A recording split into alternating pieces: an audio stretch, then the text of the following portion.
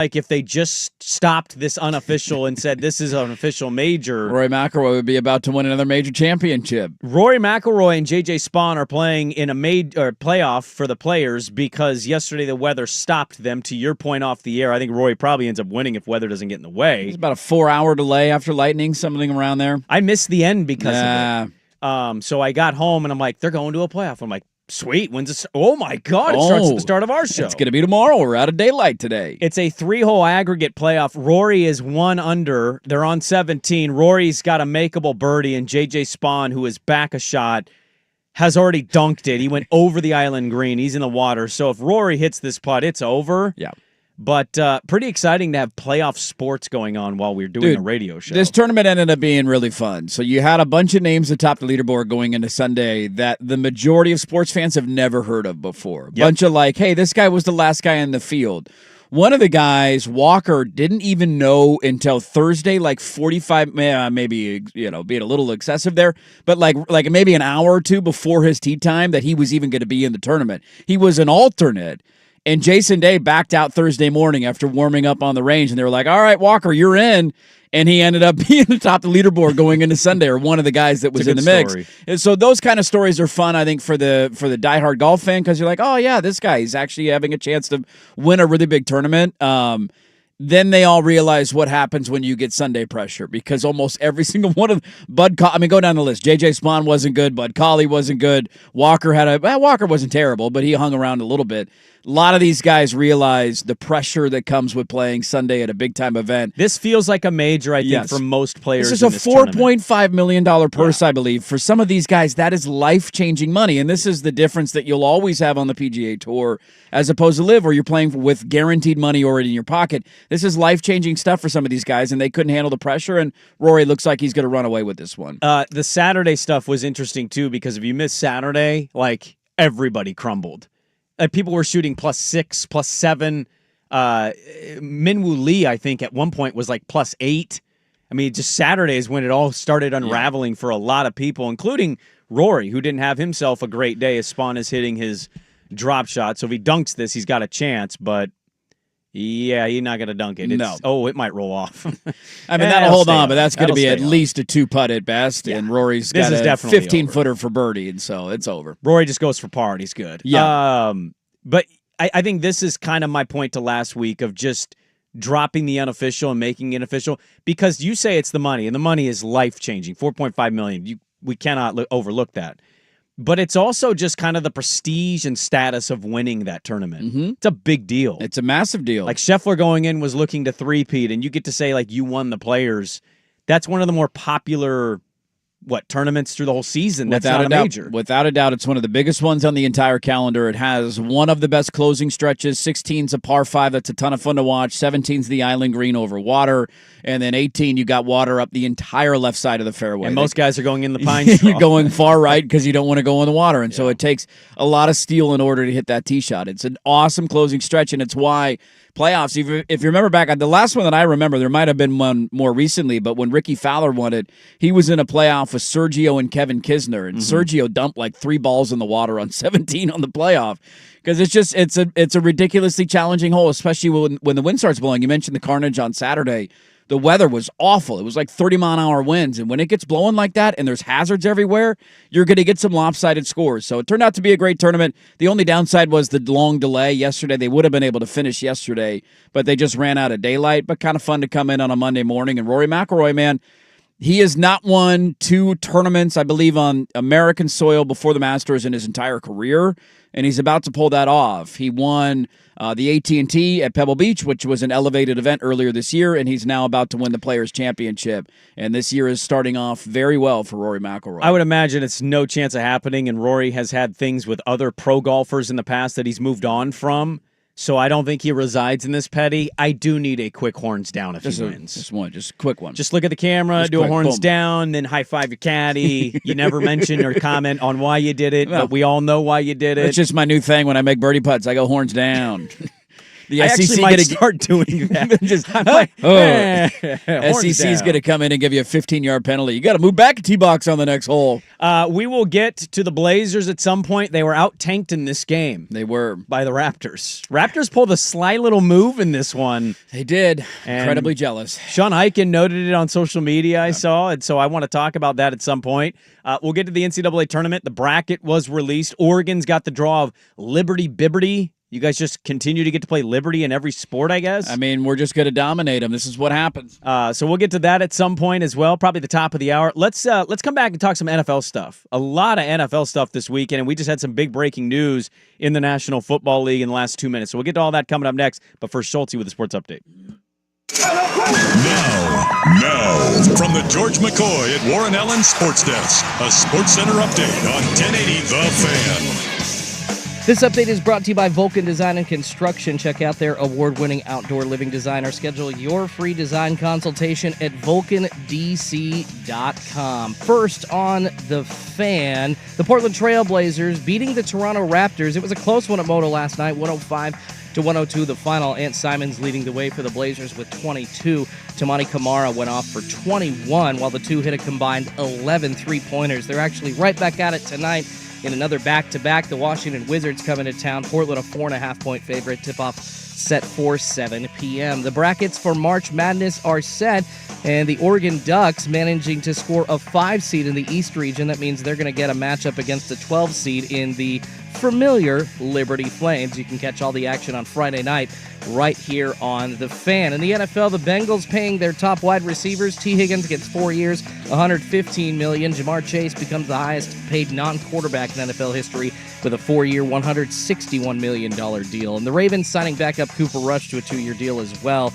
And in golf, a 3-hole playoff happening at the Players' Championship right now after Rory McIlroy and J.J. Spawn. They both finished at 12 under amid a lightning delay yesterday. On 16, Rory managing to score a 1 under par there. So looking at a nice win for him if he can hold on. J.J. Spawn sending one into the water. They are now moving to hole 17. It's a 3-hole aggregate, so they will play through 18. More sports scores and stories in 30 minutes. I'm Schulte from the George McCoy at Warren Allen Sports Desk. Hurt and missing work, insurance companies acting like jerks. Don't call your mom. Call George McCoy at warrenallen.com. The Fan Merch Locker has a new black 1080 The Fan hoodie, as well as classic long and short sleeve tees. Get yours now at 1080thefan.com. Welcome to TGL, presented by SoFi. Golf's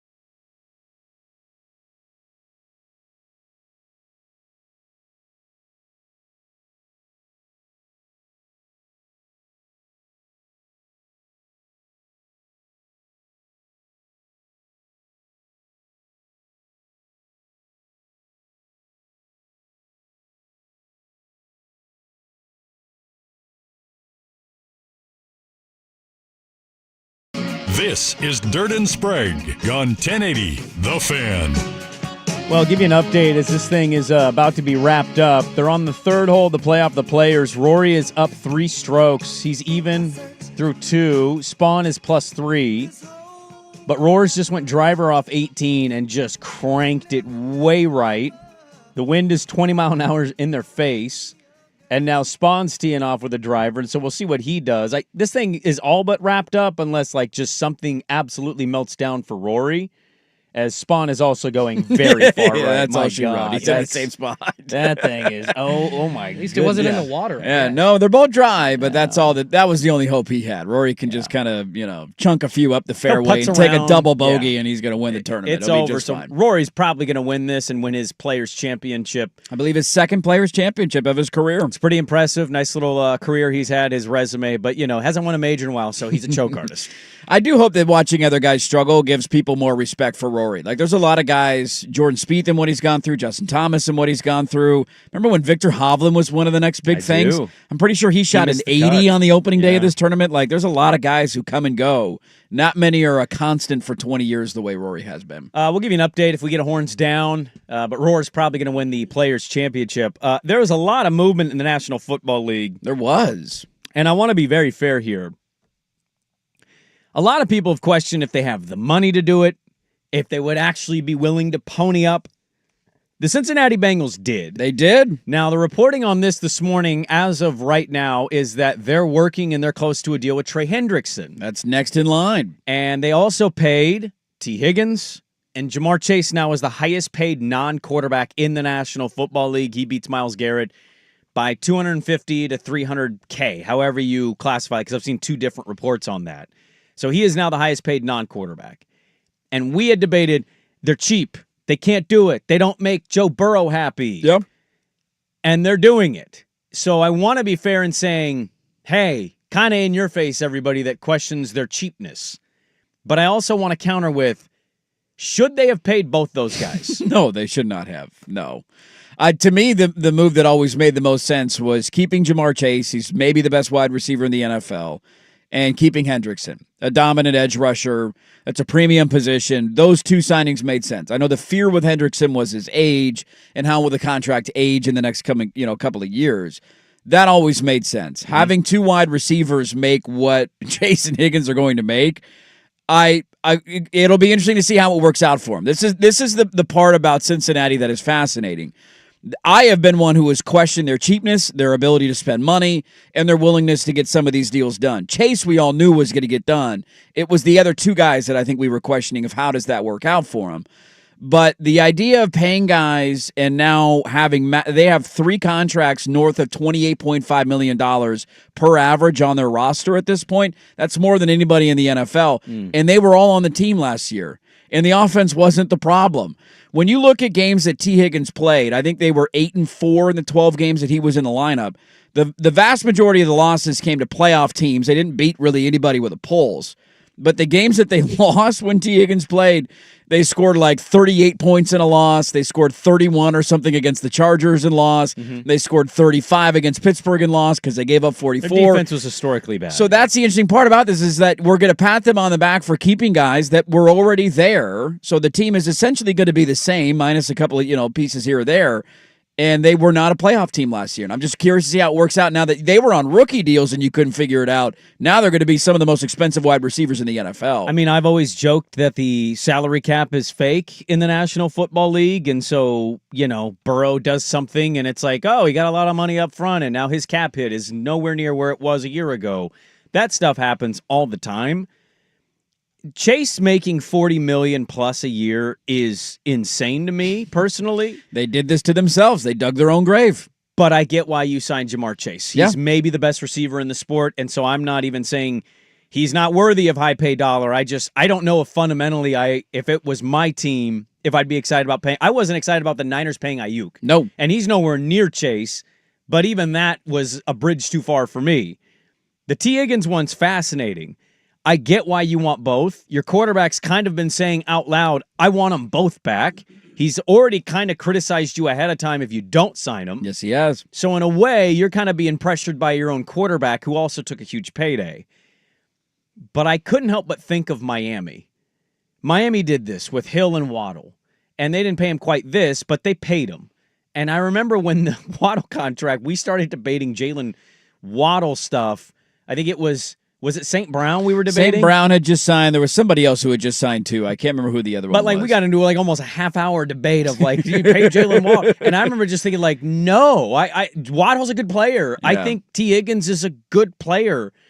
I just personally, as a sports fan, the way that all of this is set up, I'd rather see them spend the T. Higgins money elsewhere. But to be very fair again, everybody wondered if they'd do this in general. They've done it. And we don't know what they're going to do in the draft. Do they make any trades? There's still a lot of time to be told before we can define who the Cincinnati Bengals will be.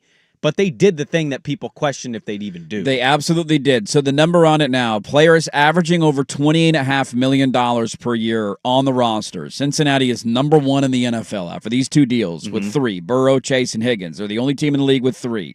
There are 7 teams with 2 of these players. Those teams are Detroit, Philadelphia, Miami, as we talk about their wide receivers, Cleveland, now with Watson and Garrett, oopsies, San Francisco, Dallas, and Kansas City. Those are the only ones with 2, and then there's a handful of teams that have one of these guys that's making over $28.5 million. So I've seen some speculation that wondering if Mike Brown sold a small stake to an equity firm of his franchise to get some cash up front in order to pull some of this stuff off. I'm with you, though, in 100% agreement on mainly just because you have one of the best wide receivers that you can build your offense around with Joe Burrow, that the idea of paying both of these guys was always, if I were a general manager of the Bengals, I wouldn't have done it. There would have been a lot of interest in T. Higgins out there. He's a guy in the last 2 years that's only played 12 games in each of the last 2 seasons. He would have been the best receiver available in trade or free agency. It's not even close. You could have got a first-round pick for him plus maybe something else, I would imagine, based on what DK Metcalf ended up going for. And I believe he's younger, significantly younger than DK Metcalf. And so, well, to be fair, too, we didn't know DK where he was going to be availability-wise going into the offseason. No, we did not, and then that kind of came out of nowhere. So you could have had a long-term bidding war for T. Higgins. I'm really curious to see how it works out defensively for them. The emphasis for Cincinnati will be that they have to hit grand slams on the defensive side of the ball in the draft. And because if you don't, you're the same. They had these guys last year, and they couldn't make the playoffs. I think that's the big takeaway for me. You rattled off teams with 2 contracts or more with $20 million? Just any contract over $28.5 million. Cincinnati's got 3, and there's 7 teams with 2. And you rattled off some great teams. Detroit, great team. Philly, Kansas City. God. Is he going to go in the water? JJ Spawn again. Oh, no, okay. He landed. Those are some good teams that you rattled off. Yep. You also rattled off some teams that I'm like, Dallas, Cleveland, Miami. They have misses. Yeah. And that's that razor-thin margin between being one of the teams that you say, that's a good team, to, they're not a legit team. If not, they don't even make the playoffs. Yeah. It's that thin margin of, are you scouting properly? How you navigate the quarterback contract era of so much money being paid to one position is that you got to know which positions to pay. You got to be correct in deciding which of those guys at those positions to pay. And on top of that, you got to hit in the draft. And if you don't, good luck. The cap. You can have an MVP quarterback season, and none of that matters because you won't even make the playoffs. And that's where Cincinnati's kind of finding themselves. If they hit, this will all look really good because they'll have weapons galore for Joe Burrow. And a bunch of young, cheap talent on the defensive side of the ball. But, man, if they miss on defense, Golden better be a lifesaver for them as their new coordinator. I mean, the numbers last year, so T. Higgins played 12 games again. They lost 4 of those 12. They were 8-4. The only 2 playoff teams that they beat with T. Higgins, they beat Denver, remember, in that overtime game at the end of the season that was wild and wonky, 30-24. They beat Pittsburgh in one of the final games, if not the final game of the regular season, 19-17. Yeah. That was it. The 4 games that they lost, they scored 38 points and lost to Pittsburgh. They scored 27 points and lost to the Chargers. They scored 38 points and lost to Baltimore, and they scored 33 points and they lost to Washington. And a lot of those games were, into the game, kind of last minute. You kind of just lost one score, didn't have the ball last games. Yeah. Baltimore, that 38-38 game, is one of the greatest highlights I've ever seen with Lamar throwing a touchdown. Yep. That was one of the games I remember thinking, like, Man, they could easily have 4 more wins than they do. So maybe they look at that and they say internally, We can get slightly better and win those one-score games. get slightly better on defense, and those one-score games will go our way the way turnover battles usually go. Yeah. So we'll see, but they did it. They paid the guys. They did it. Credit to Cincinnati. I didn't think they could. We have a little more NFL. We'll give you an update on the players, and then we'll dive into the NCAA tournament. The Blazers were out-tanked this weekend by the Toronto Raptors. The red-hot Portland Trailblazers, they're back. Yeah, we're back. 1 game away from being the 12th worst team in the NBA. That's exactly where you want to be. That was some bad basketball yesterday. That's exactly. Really? Where That you was wanna bad be. basketball. Both teams. Like, it was just, you could tell that neither team was in the upper echelon of the NBA. Portland's almost at the midway point of the league. You know what I mean? They They're kind of certainly trending more towards the middle. Record-wise, yes, they certainly aren't playing like They're as good as the Miami Heat. Woo! Who had that? We got that going for us. So we'll get into that at some point. Durden's break back with more on The Fan. The best basketball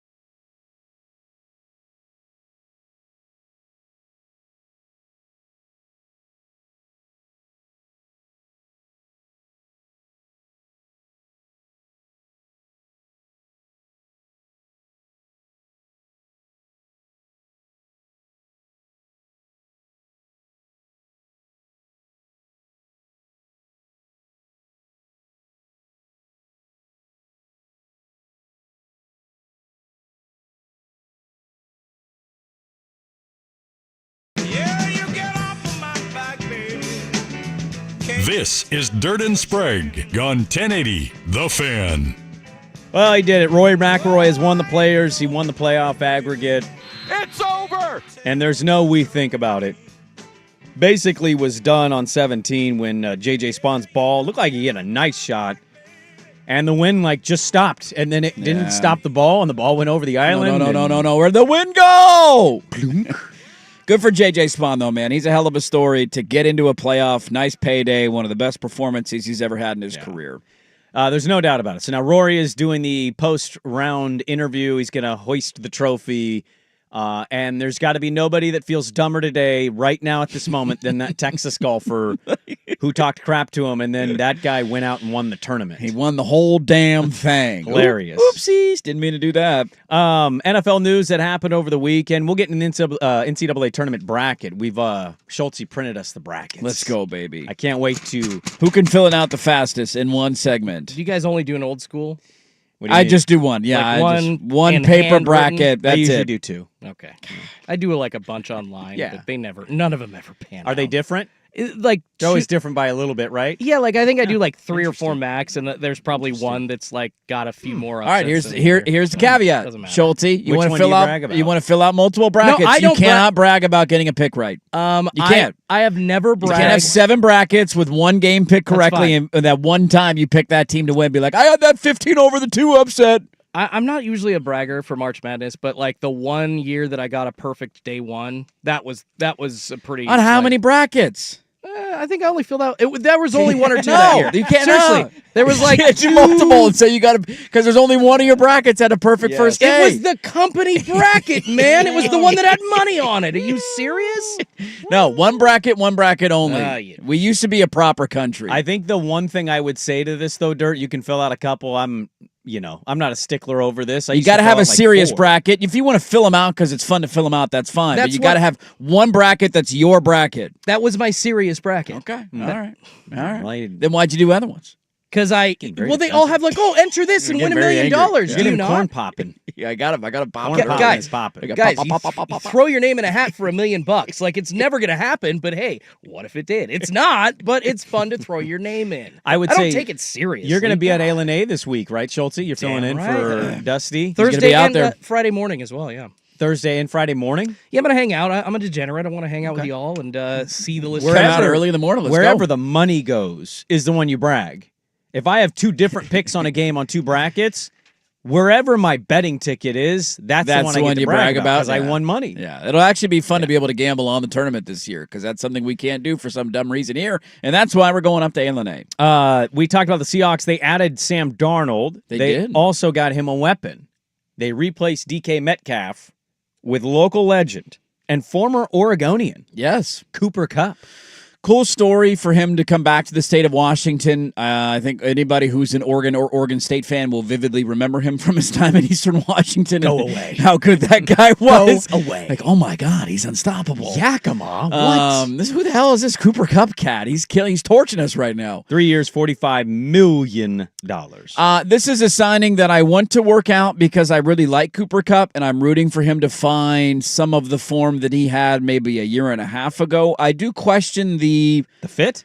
The fit. I just question he is a primary slot guy, especially at this point in his career. Where was most of JSN's production? Primarily in the slot, and so that was the strength of your number 1 wide receiver, and now you've added another guy that has the same strength. They can't really play on the outside.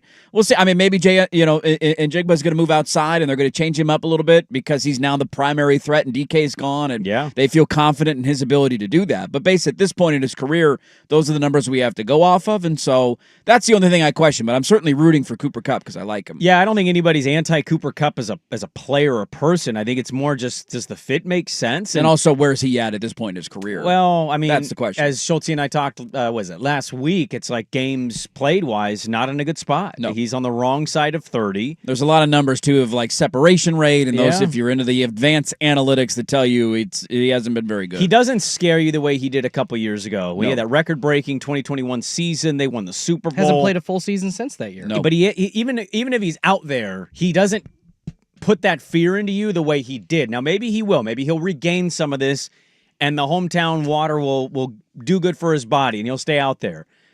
But I was watching and reading some stuff this weekend with that signing, and it was just like, what? Actually, You've got 2 slot guys now, and Valdez Scantling is your deep outside option? Still waiting for offensive Okay. line improvements, too.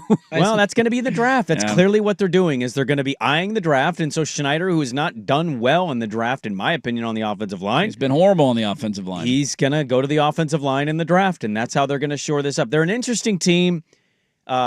Odds-wise, they have the worst odds to win the division in Vegas right now. They're behind the Cardinals. They are. I don't think I agree with that, no, I don't but put them that's that what it far. is odds-wise. I'm going to put a couple of bucks on them, to be honest with you, just because the value. I think any team in that They division were a game away from winning the Yes. division last year. I don't think they're that different this year than they were last year. I'm not quite sure what San Francisco will be. The Cardinals are the Cardinals.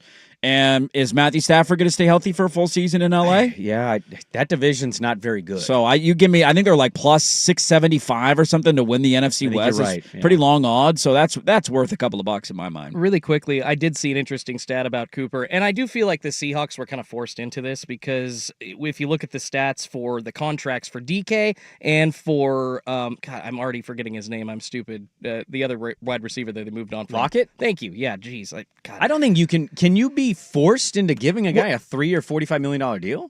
You are forced into paying somebody else because you can't afford Lockett and DK. I saw a stat that they were going to be both in the top 5% of wide receiver salaries. Whether you trade DK, he's obviously demanding a new deal. Tyler Lockett's going to go get paid, so you have to basically do something while still trying to remain relevant. They did that by getting Sam Darnold and Cooper Kupp. I mean, yeah, his usage rate. Not big. His ability to get open went from 15th in the NFL in 2021 down to 141st last season, so he's obviously on the decline, but you look, where else are the Seahawks going to go if they're looking for near elite production at the wide receiver spot? And frankly, I don't think there's anywhere else for them to turn. Yeah, I mean, I still think you could have gone draft. I'm not sure if I totally agree. I hear your point is valid. I just don't know if I totally agree that John Schneider operates in I'm forced to sign a guy that I don't really love. I think you sign him because you believe that this can work. Mm-hmm. I just don't know if it can. And I think that's the tough question for them and where they sit. Maybe they will add a weapon in the draft. Schultze, they're certainly going to have to add to the offensive line in the draft.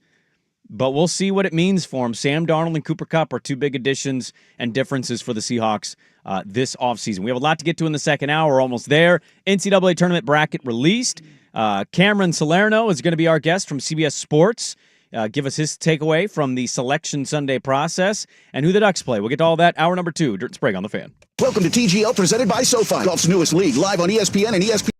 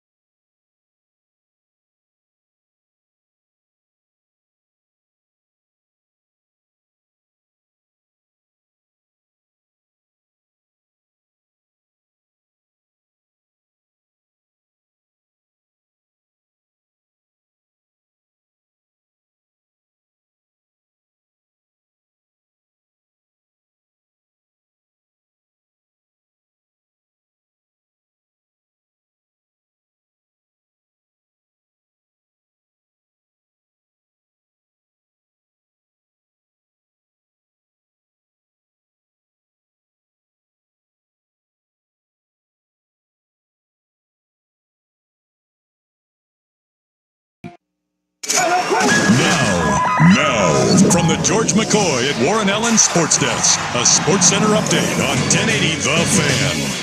First on The Fan, the Portland Trailblazers getting the win over the Raptors last night. It was a close one at Moda, 105-102. The final, Anthony Simons and Tamani Kamara hitting a combined 11 three-pointers. They're right back at it tonight. The Washington Wizards coming to town. Portland a 4.5-point favorite. Tip-off set for 7 p.m. March Madness brackets are out, and the Oregon Ducks managing to score a 5 seed in the East region.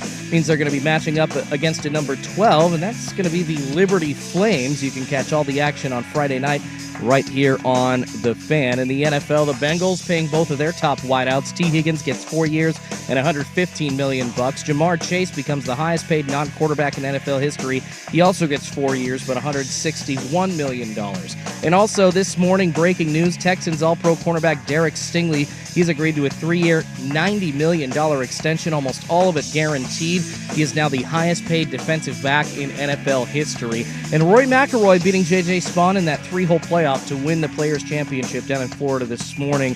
It was pretty easy for Rory after he birdied on the first hole of the 3-hole aggregate-style playoff. More sports scores and stories in 30 minutes. I'm Schulte from the George McCoy at Warren Allen Sports Desk. Hurt and missing work, insurance companies acting like jerks?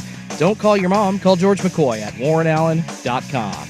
The Hot Corner, now in its new time. Tuesdays at 7 after Isaac and Sue on Portland's sports leader, 1080 The Fan. This is Dirt and Sprague. Guys, this weekend ain't about frickin' stocks and bonds. It's about football. It's about getting your ass up off of your lazy ass, yelling for your team, and saying, "Let's go, Vols!" Damn it! With Andy Dirt Johnson and Brendan Sprague. And for the love of God, people, quit doing the frickin' wave. Are you kidding me? The wave? Jesus. Nobody does the wave anymore. Yeah, the Billy Bobs do it in NASCAR at the racetrack because there's nothing else to do there except and watch the damn cars go in circles and wait for a wreck. Dirt and Sprague on 1080. Damn it, son! Do y'all hear me? The Fan. All right, welcome back in. Hour 2, Dirt and Sprague here on 1080 The Fan, the Odyssey app, 99.5 HD2, and I think YouTube. Sports Sunday is live on YouTube. I tried, guys. There's like 6 or 7 started streams this morning. What show do you work on Sunday, Schulte? Yeah, I think Schulte's trying to cook up his Sports Sunday numbers over here. That is the worst tinfoil hat conspiracy theory of all time. Corn Pop is in for Swag today, who is out. He's getting just drunk somewhere. I don't know where. I don't know why, but he's out. I don't know when he'll be back. I never know anybody's schedule around here. Except Dirt. Dirt is the one that communicates. I'm here. So Corn Pop hanging out. It is a lot to get to in the second hour of the show here.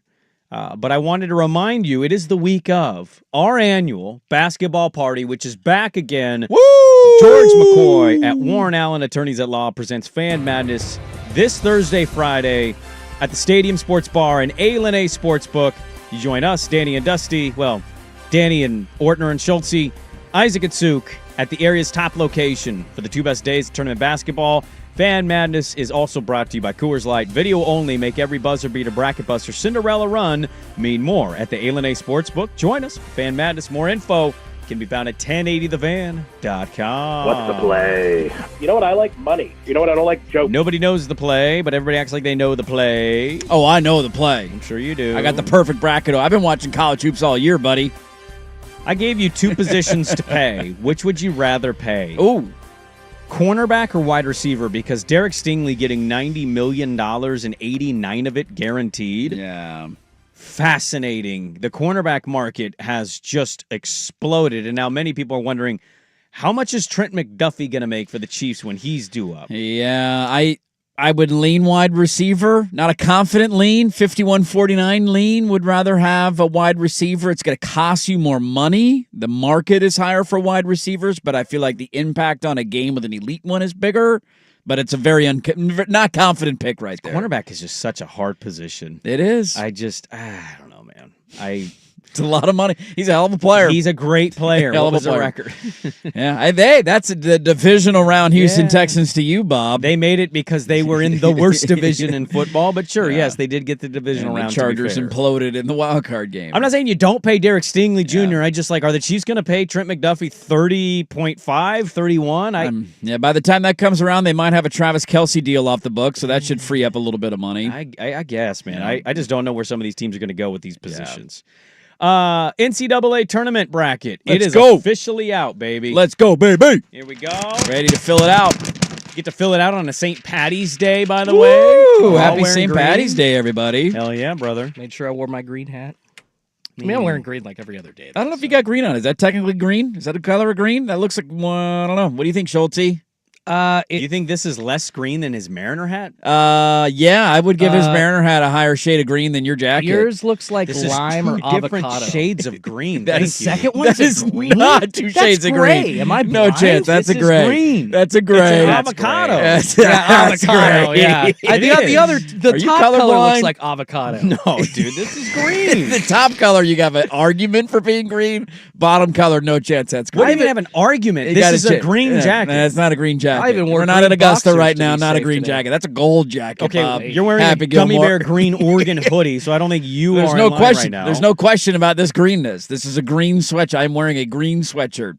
I'm going to find 10 human beings, Go and ahead. I'm going to ask them if this is in any way got green on it. I'm going to tweet out a picture of It's the the new jacket. blue dress argument. is the This new isn't blue even dress. an argument. It's green. is. You It's can't take a not. photo from that far Yeah, away. just this is I'm What taking a a photo. terrible photo. What that do I got to probably was. zoom in? I got to zoom in and get a close up Yeah, on take you. a photo of the I think two you're upset. lines. You just don't want Schulte to come here and pinch you during the show. That's what's gonna happen. You can look at He's the this- St. Patrick's Day pincher on the show. He's gonna come get you. He is a leprechaun. He is. He's the shortest one of the show. Damn it. He's going to come get his lucky charms. All right, pictures going out. What color is That is a sprayed? terrible No, photo. it's You're a just fair- sending out. It's a fair photo. Fair Take one photo. of just the jacket. Oh, I got the jacket. What color is this jacket? People chiming in on the Sports Sunday YouTube that says the jacket is not green. Not green. They're saying saying not not green. green. They're The saying first not green. comment from Oh, Oh, Jacob now he's taking says it it's off. not Now he's green. self-conscious. He's like, Oh, now no, I'm well, now seeing- you're definitely getting pinched. Schultz Now is I'm coming in seeing- and grabbing a nipple. I want to see if the green label is on the tag. See if it says green. No. The jacket is out. It's out on the socials. It's Go just look. made in Vietnam. After spraying at 1080 The Fan. You can go find it. Damn it. What color is this jacket? Dude, I'm telling you, this is green. Gotta wear green I mean, I can underwear as see a the backup, argument, man. but it's not an argument. It's not a. It's It is an argument. That's not green. It's not like I look at that jacket and I think that's a green jacket.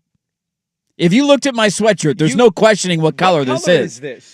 light. This is terrible for live something. radio, by the way. We're just only thinking about the YouTube audience in this We are. dumb conversation. This is stupid. I'm Kind of a moving on. Dijon mustard over there, maybe It's a little not bit. a Dijon mustard. Yeah, it almost looks more like a Dwight Schrute shirt. It from does The a little Office, bit, yeah. doesn't it? Right. little yeah. bit.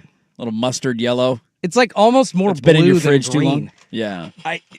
blue. Because it's up against gray. I think you guys are colorblind. I'm legitimately wondering if you're colorblind. No, I don't think I could see teal. Your Mariner hat is closer to a blue than this green. is. No way. We'll wait for the definitive responses on ridiculous. social media to see. And if it's not green, according to the audience, Schulte's going to come pinch you before the end of the show. Do you ever just wonder if you're colorblind though? Because I'm starting to wonder that. Sometimes you get a little nervous. Well, I mean, I'm pretty confident this is a green, but you guys are confidently going the other way of it, and so now I'm wondering. Magic Johnson. I guess Maybe just in certain light, like, I don't know, at your house it looks green.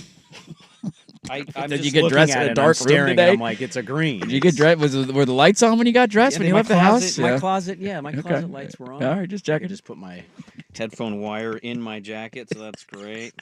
Thank you for throwing. I think we this got him whole flustered. segment. I think you got him flustered, Schulte, with his Piss me pinchers off. coming in here. Piss me You off got is him. what you do. This is actually the best radio It's segment a we've had in a green. while. This is ridiculous. Nobody pinches each other anyway. That's called assault, brother. That's assault, brother. Do it. Watch what I do.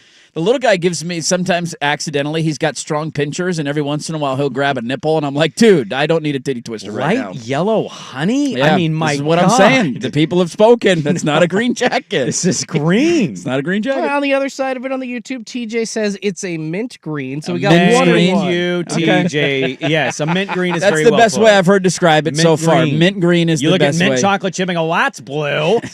What kind No. of blue mint ice cream is Yeah, I mean, that? the blue thing, let's stop throwing that out there because then you're going to lose our side of the argument. That's definitely not blue. I mean, my grandpa, rest in peace, had a mint green Chevrolet Corvette, and I don't even. I see more lime in that thing than mint. Cold ball sack. Somebody responding with his ball sack green you jacket. got a shriveled up sack over there? Fantastic. What a terrible photo you took, by the way. Thank you. Just mid talking. Look at that face. God, I hate that. I hate you. Let's talk tournament, baby. You're the worst. We're in. Going to the Sweet 16. You know those uniforms in the tournament. Bring on the Dookies. You know what? I'm going to do a full reset here. Get out of this green conversation. Who pinches anybody anymore? That's a 90s thing. That thing's been dead for 20 years. It has been dead for a while. When's the last time you pinched somebody? Probably when I poked somebody on Facebook. It's Thank been a you, while. Ryan. It is a terrible picture. If you cared about I miss seeing the old, I miss the poking. the poking. The poking people on Facebook. I don't, because Pinch. your aunt would poke you not knowing what the hell it actually means. Give me Your a aunt poke. used to poke you? Yeah. I got a poke from an aunt one time, There's and I'm like, people you should be talking to you about don't that. know. I'll give you those numbers off the air. At but all. I didn't know you you're guys were doing. talking about Facebook. I thought you were talking about St. Patty's Day still. And I was think like, we who need to bring the pokes? pinch back. Bring the pinch back. Yeah, good old Really? pinch. Bring it back in society. You do that as a Light, poll question. gentle pinch. We See, used to watch TV delicate shows pinch. where that was a Not regular an aggressive thing. pinch, a delicate pinch. Somebody saying mold green, and then somebody else saying not even close to green. It's not even in the ballpark, man. Somebody else, I've seen toddler beauty pageant dresses with that color. That's Okay. So is that a puke green? Is don't that know. what they're saying? Is that a compliment or Off-white? Yeah, it's a bit of an off-white. Off-white. I can see that. It's like when gonna drive it's like me an eggshell crazy. paint color. You know, I don't want white. I want it to be an off-white. An eggshell? Can we do the eggshell? I know, I was really like, And then you isn't get that it on the still wall, white? and you're like, "That's white. It's That's just white. that looks like every other white that's ever been white before." Somebody said soy and gray. Thank you. Soy. Appreciate that. It's fantastic. I am the soy boy of the program. you are. That you are. And somebody says, no chance that's green. Yellow and gray. Yellow and gray. Yellow and gray. Leaders in the clubhouse. Yellow and gray. No, there's no lead. No, stop. Leader in the clubhouse right Identifying now. what leaders are Yeah, I in think the No, that's clubhouse. you Rory said the McIlroy. bottom part was green. It Yeah. is absolutely This is gray. ridiculous. Yellow and gray's got a 2-shot lead on the 15th hole. No, it doesn't, dude. No. It's green. It's the Rory McIlroy of green. You're going to lose this, Spawn. Here comes Schulte's pincher. It's over. He's gonna get you. Oh, hey, Sports says the only one wearing green is Dirt. Sprague's wearing olive, and Thank Schulte's you. wearing teal. But Thank olive you. is what color? Thank you. No pinching me today. Olive falls into the green category if we're talking about the same olives. I mean, here. if it's olive, it does. And I thought any shade of to that point, I thought any shade of green was okay. It is. Any There's lime, no specific green that has to be labeled on St. Patty's Day. teal green, Yeah. like. All Yours green works. lives matter. Is that what you're telling me? And right this is now? All actually greens matter. like All greens Northwest matter? green. That's what the real color This is true pureblood green right here. Pure blood. Pure blood green right here. White guy with beard talking about that. There's on no a Saturday. questioning this green. This green was meant to be here. Damn it. Yeah. This is real green. No green at all. You guys are so wrong about this. Happy St. Patty's I'm Day not to you. colorblind. How bummed are the alcoholics who like to have fun on St. Patrick's Day that it's on a Monday night? That's got to be a bummer. You don't think they did it on Saturday? Oh, there were. Oh, is that how it works? Their I don't know. Shamrock Run was yesterday. Well, I know. Yeah. Well, they have to do that on the weekend. There were bar Why would you crawls not- all over when the would you place drink? on Saturday Were they? night. I didn't know yeah. if that was a thing. If you had to drink on St. Patrick's Day. Yeah, I think you drink on Saturday. If you're, Oh, okay. If you're talking about and then you the- just take St. Patty's Day off? Do you still go out tonight? No, you Hell no. you do something. You do something Okay. gross. Something gross. What is like the most famous meal people make on St. Patty's Day? Like bangers and mash or No, something. not bangers and mash. What am I thinking? Shepherd's of? pie. What am I?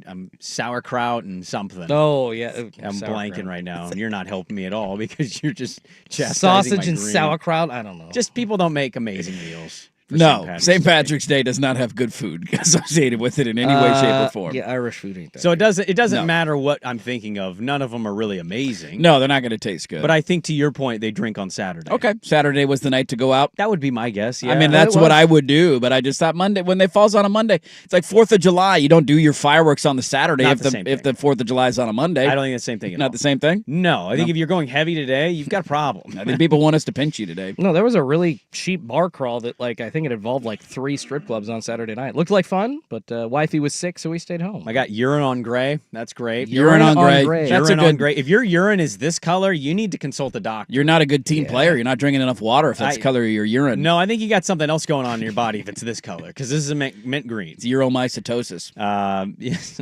Taking the wrong antibiotic there, buddy. Somebody asked if, well, you know what? I can't read some of the comments that are coming in now at this point, and maybe I am colorblind. Maybe I'm the wrong. I think you're the colorblind Maybe one. I'm in the wrong. I think you are. I grabbed it and went, oh, yeah, I remembered it's St. Patty's Day. This is green. I can do this. I don't have a lot of green. Damn, I'm going to buy you a St. Patrick's Day shirt. This is one of the easiest days to dress because I have half the things I wear are Oregon related anyways. And so it's like it's just, or Oregon only. That's really all I got. So it's really all you half own. my closet is just the color green. Why is there only one day of the year that's a color? I mean, what else do you want? I don't know. Any other holiday? We can like shoot a Roman candle at somebody if they don't wear red, white, and blue on the 4th of July. I thought pinching. I thought you did wear like red, white, and blue on the 4th of July. Why can't you do something on Halloween? We're orange. I think a lot of people do, or it's just But a there's costume. not a mandate to it. There's not a mandate. That's true. You don't get pinched. Yeah, you you don't should get pinched. Bring pinching back. All right. I'm going to ask some people around the office as the show goes on, and by the end of the show, if I'm wrong, I will let Schulte pinch me. Ooh. And I will admit I don't have a green jacket. I'm not sure I wanna I don't pinch know you. what. Where are you going to pinch him? Where are you going to grab? Hopefully left cheek. Not a lot of meat on those bones. There's not a lot of space to pinch. Really? Yeah. Wow, look at you. Now you're skinny shaming. I am skinny shaming. I weigh Eat a steak. 175 pounds. That's not good. What do you mean that's not good? Get those numbers up. How much do you weigh? 185. Yeah, when I was in 7th grade. Yeah, 185. I'm like, dude, if you weigh 185, then I weigh 200. Slightly under. Jeff Rust somehow weighs over 200 pounds, and I don't get it. He looks like a caramel apple. He's got a big gut. But He's got skinny tiny legs, but up Tiny top, legs. there's a lot going on around the waist. Let's get to the bracket. We didn't get to it because you derailed everything with this jacket conversation that nobody on the radio can see this. They might not even be on social media. This is how you drive the people to the socials. Yeah. Or on YouTube. Go watch a show on YouTube or the socials. You can see it at either place. Okay, let's get to the bracket. All right, let's talk about other teams with real green in their logos. All right, Oregon's playing Liberty Bibberty. Let's talk about that next on The Fan.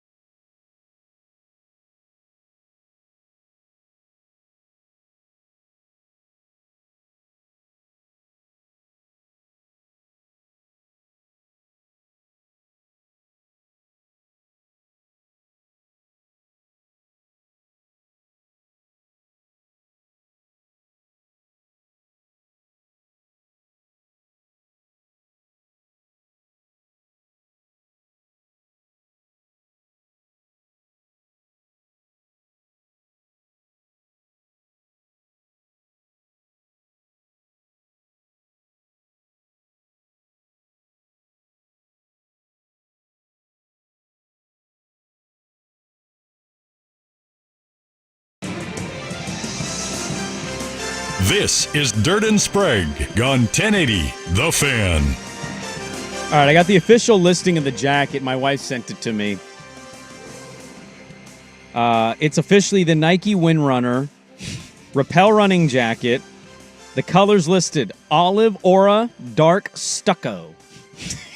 So I do technically have a green on. Technically, it is a green. So I win. I don't know if you Stucco's win. not. That's a gray. That's a gray. So the bottom is stucco. Yeah, the darker part And is you tried to stucco. claim the bottom was green. Well, again, I think I really might be a little colorblind. I think we're learning this about you this morning. Yeah. Also, good one by one of our listeners, Matt. He said, also, I can point out that even the angle at which Dirt takes the photo displays how much he's vertically challenged. Ouch. Just an unnecessary low blow. We're all making fun of Sprague together. I thought we were all in the same camp of making fun of Sprague, but no, let's make fun of me. He's a wee lad over there. Capture me, Lucky Charms. Doesn't that make me more accurate in picking greens if I'm a leprechaun? I think I get the definitive stance, not green. Saw a study on Instagram. I don't know if it was real, but it said men that are 5'8" or shorter live an average of 4.95 years longer. Damn right we do. We got less to take care of. And the funny comments were basically, yeah, but you'd have to be 5'8", so no thanks. And I almost tagged you. Would you trade an extra 2 inches for 4 years of your life? I don't know. It's a tough trade-off. Thank you for all the great color suggestions, by the way. Fantastic. I don't think I'm going to get pinched, but a good photo and good segment nonetheless. Let's get to the NCAA tournament. Cameron Salerno is going to join us from CBS Sports coming up here, get his reaction to Selection Sunday with 14 SEC teams get in. You're damn right we did. When you got a juggernaut conference like that, you got to put them all in there. There's 16 in the conference. It's so in stupid. what world should a conference be getting that many of their conference? There's not a world that exists, but guess what? We're going to expand the NCAA tournament, and they're going to get even more. I mean, they could only get 2 more, and everybody would get in. Get them all in. Don't they have 18 teams in the SEC? Oh, is it 18? I believe it's I'm 18 sorry. teams. So Well- they technically could get 4 more in. Okay, so 14 of 18. I saw this, and I thought it was a very easy, fair point. Clearly, the network that is in business in bed with the SEC did everything all year to make this conference. And I think this conference is good. Yeah, it's a good conference. Could definitely win the national championship. Nobody would be shocked to see one of the top SEC teams hoist the trophy. But there is not a doubt in my mind that they did everything all year on that major network to basically say it's the best conference and it's not close. Deepest conference. We've never seen it like this. Not even close. And it paid off. Yeah. They got 14 of their 18 teams in. The Big Ten also cleaning house, getting in. Oregon got in as the 5 seed. They're in the East region in Newark. They will take on the 12-seeded Liberty. So we get a Fiesta Bowl rematch, but in basketball. If they win that, they get the winner of Arizona-Akron. So they may take on the Zips or the Wildcats. So we get a throwback Pac-12 game potentially. And then the winner of that will take on the winner between Duke and Mississippi State and Baylor, whoever one of those 3 teams, because there's no chance American and Mount St. Mary's is beating Duke with or without Cooper Flagg. Not going to happen. And so Oregon as a 5 seed draws Liberty. Tell me what you know about Liberty. I know that they're not very good. That's all I know about Liberty. Okay, I think all I looked right. up the numbers on them. They did not play a single quad 1 team all year. They got a 12 seed.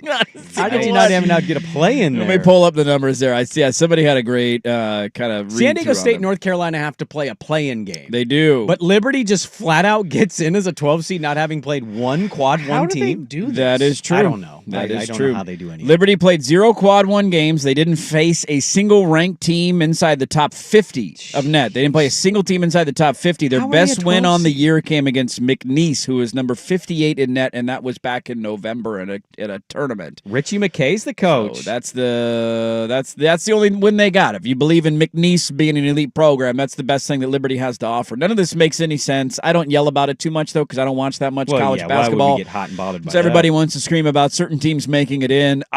Look, famous last words. that? Here it goes. But let's go ahead and fire away because I'm feeling good right now. Sure. That Duck game, I believe, if I'm not mistaken, is Friday night, right? It's the last game Friday night? Yes, sir. Is 7, my math 10 correct? PM. Okay. We are going to be out at A&A on Friday morning and Thursday afternoon. That line, I believe, last I saw was 6.5. I'm hammering Oregon. I'm hammering Oregon.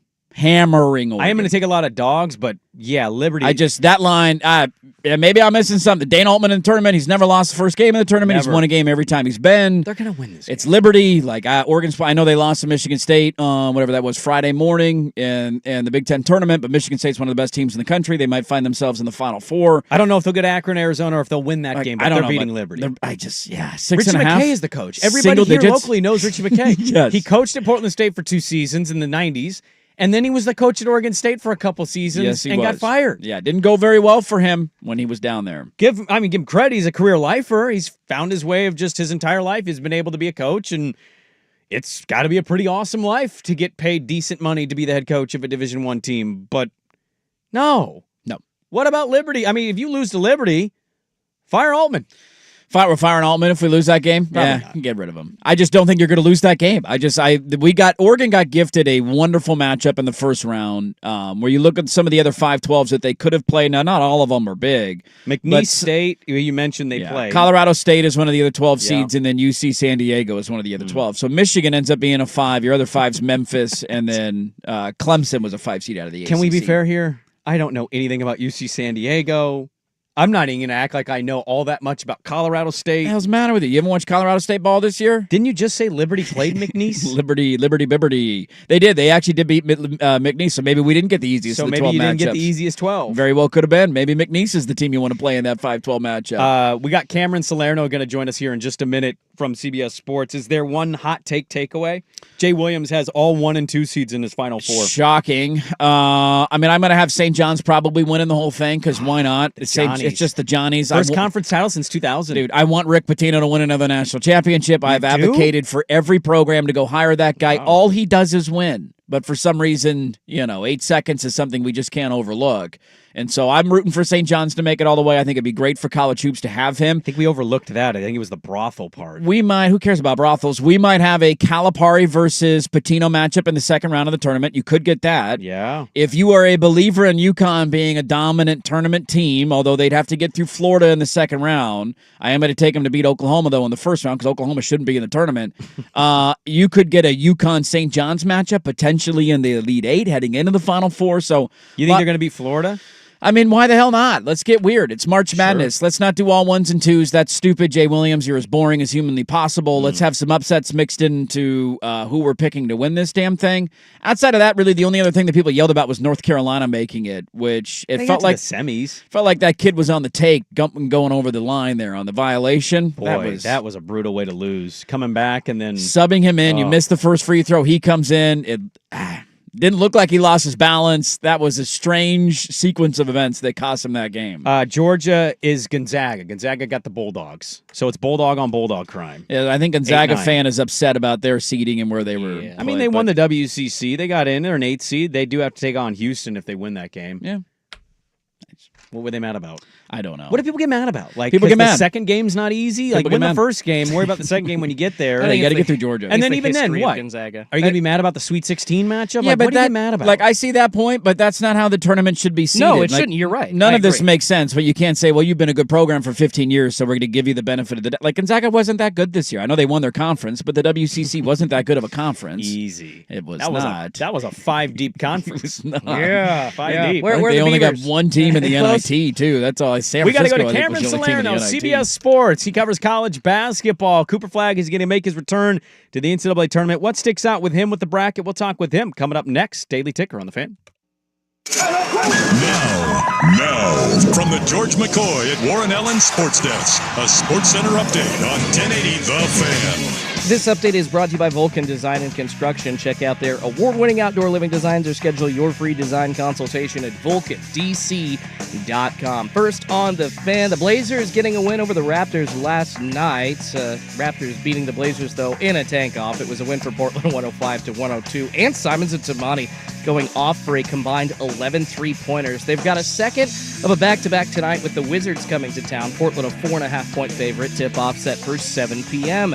Your brackets are out for March Madness, and the Oregon Ducks managing a 5 seed in the East region. They're going to match up against 12-seeded Liberty. You can catch all the action. It's on a Friday night right here on The Fan. In the NFL, the Bengals paying both T. Higgins and Jamar Chase. Higgins getting 4 years and $115 million.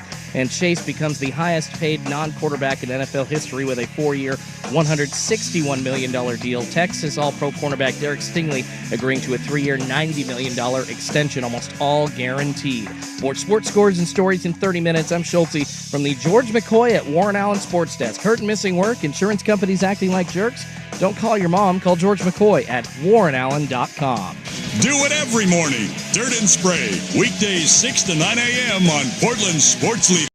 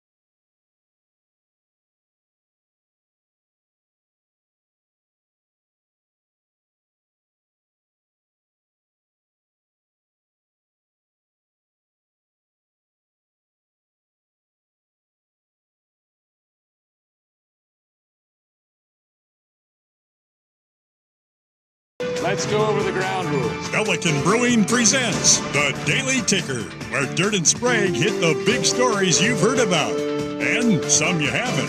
How'd you do that? Actually, I'm not even mad. It's amazing. The Daily Ticker with Dirt and Sprague is poured by Pelican Brewing. Take a break with Pelican's Beak Breaker, the Northwest's favorite double IPA. Pelican Brewing Company. Cheers, fellow fanatics.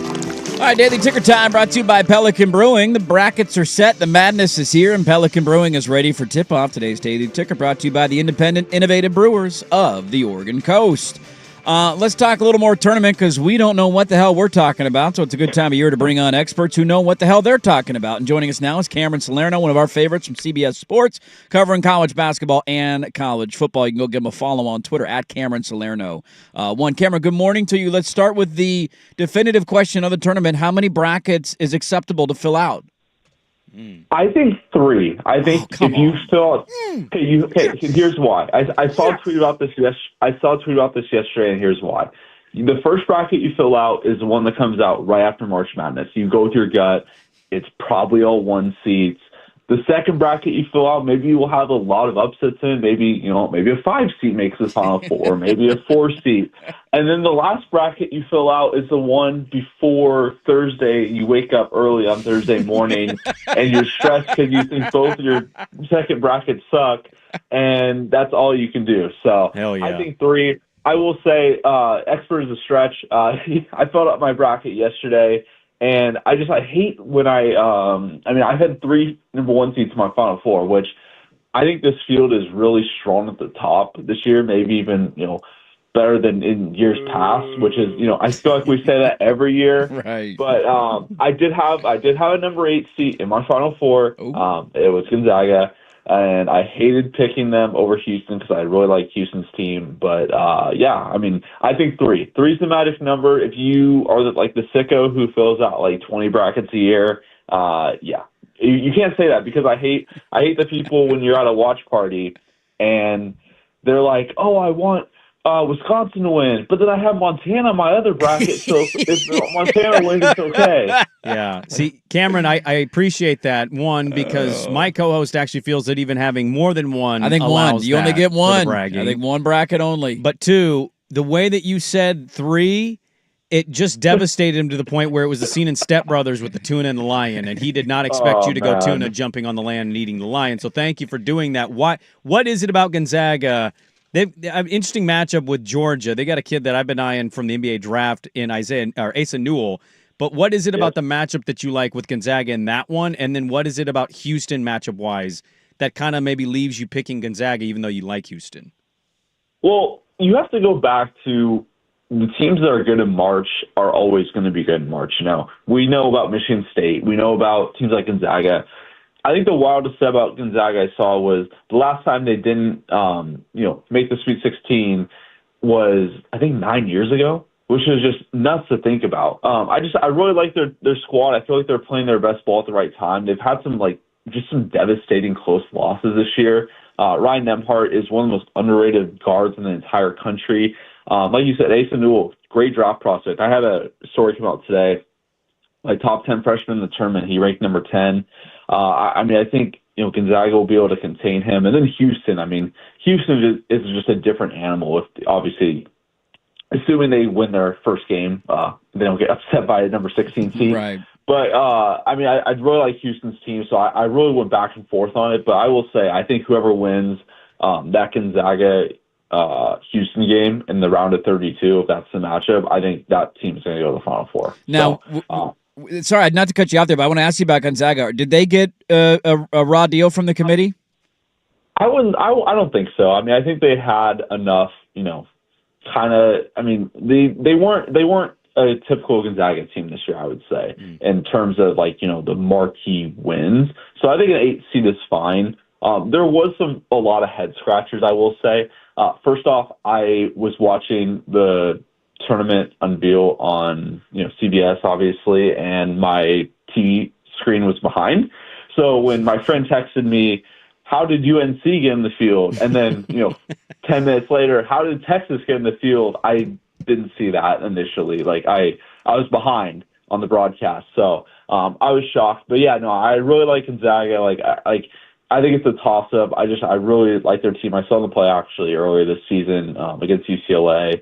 Yeah, in Los Angeles. So I was impressed with the Zags, and I think, like I said, there's a different team in March, and I trust them to make a run. But yeah, it's a weird bracket. I think the Midwest is kind of a toss-up. I think Houston has a really favorable path. Tennessee is on the other side of the bracket, which number 7 UCLA could upset them too. But hey, maybe the craziest of crazy scenarios. Let me throw this out there. we get a UCLA Gonzaga Elite Eight game, which UCLA's a 7 and Gonzaga's 8, and I don't think anybody would mind that because anytime Gonzaga and UCLA play each other, it's always an instant classic. Yeah, no doubt about that. Cameron Salerno is our guest. CBS Sports covering college basketball and college football. You can go give him a follow on Twitter at Cameron Salerno.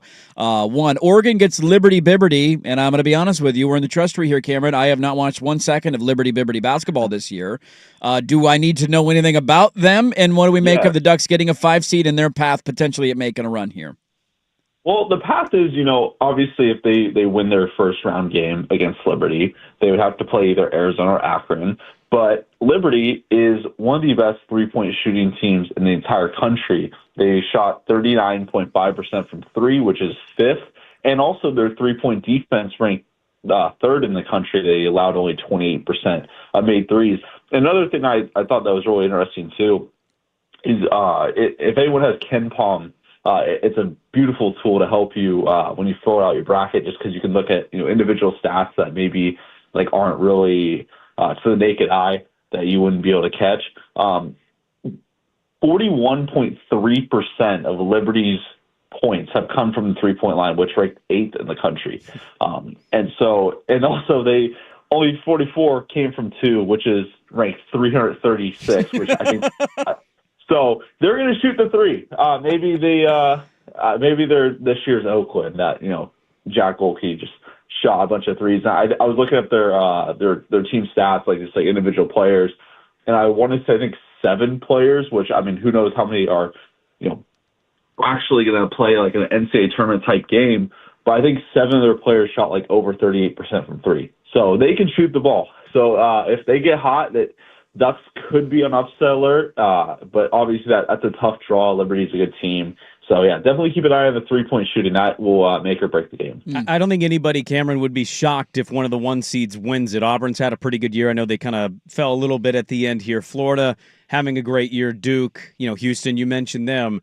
I'm curious. My co-host has been all over the Rick Pitino St. John's story of just having the Johnnies be relevant again, winning their first conference title since 2000. Shout out Eric Barkley. But I want to ask you, what is the most fun possible Final Four that could be somewhat realistic? Let's, if it's chalk, then okay. But what is the most fun Final Four from each region to emerge to make this tournament really end? Because the beginning couple days, I think, are always starting off with a bang. You get major upsets, craziness.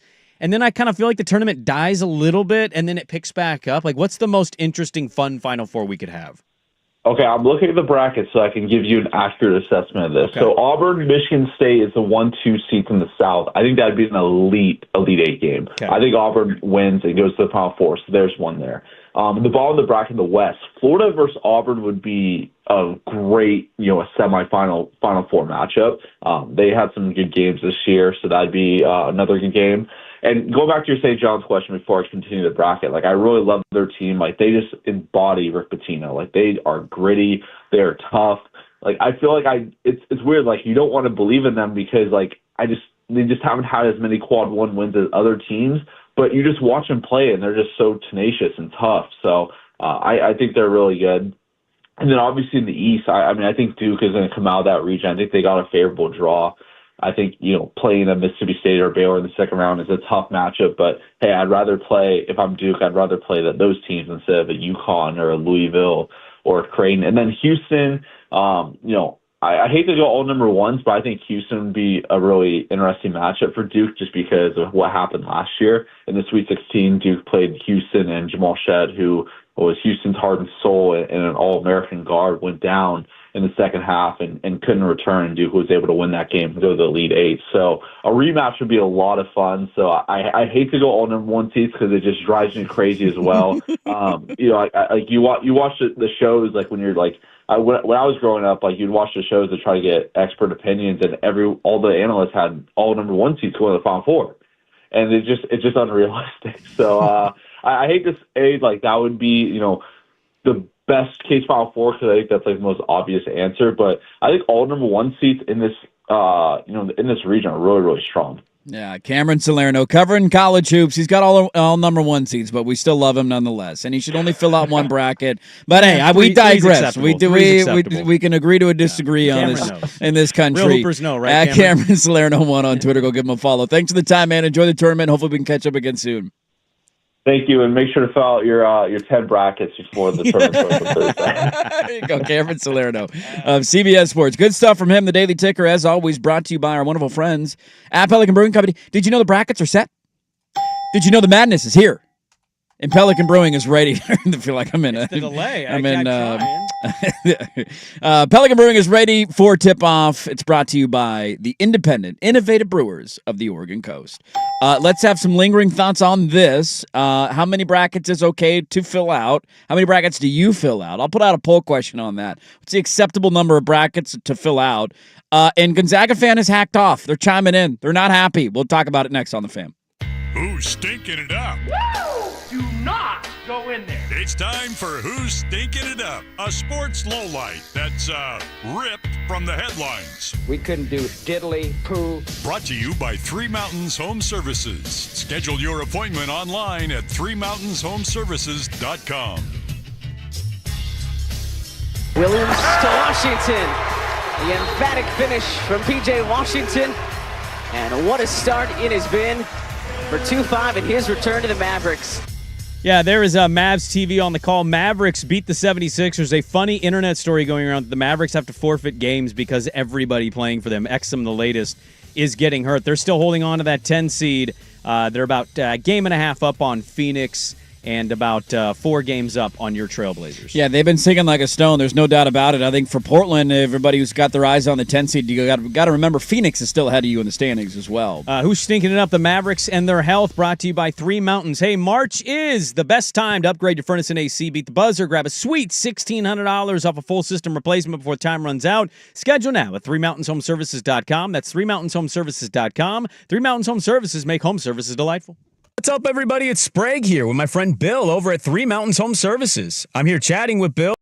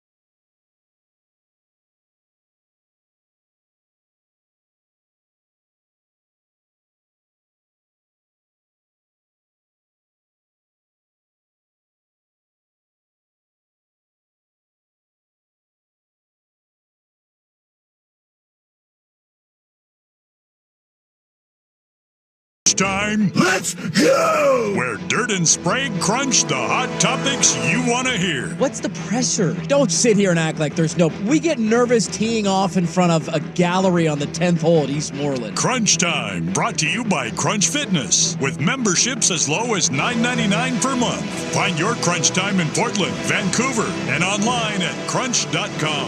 Hey, Crunch Time, brought to you by our good friends at Crunch Fitness. Memberships as low as $9.99 a month. You can find your Crunch Time in Portland, Vancouver online at crunch.com. Before we get to some other news and notes from the release of the bracket yesterday, we do have...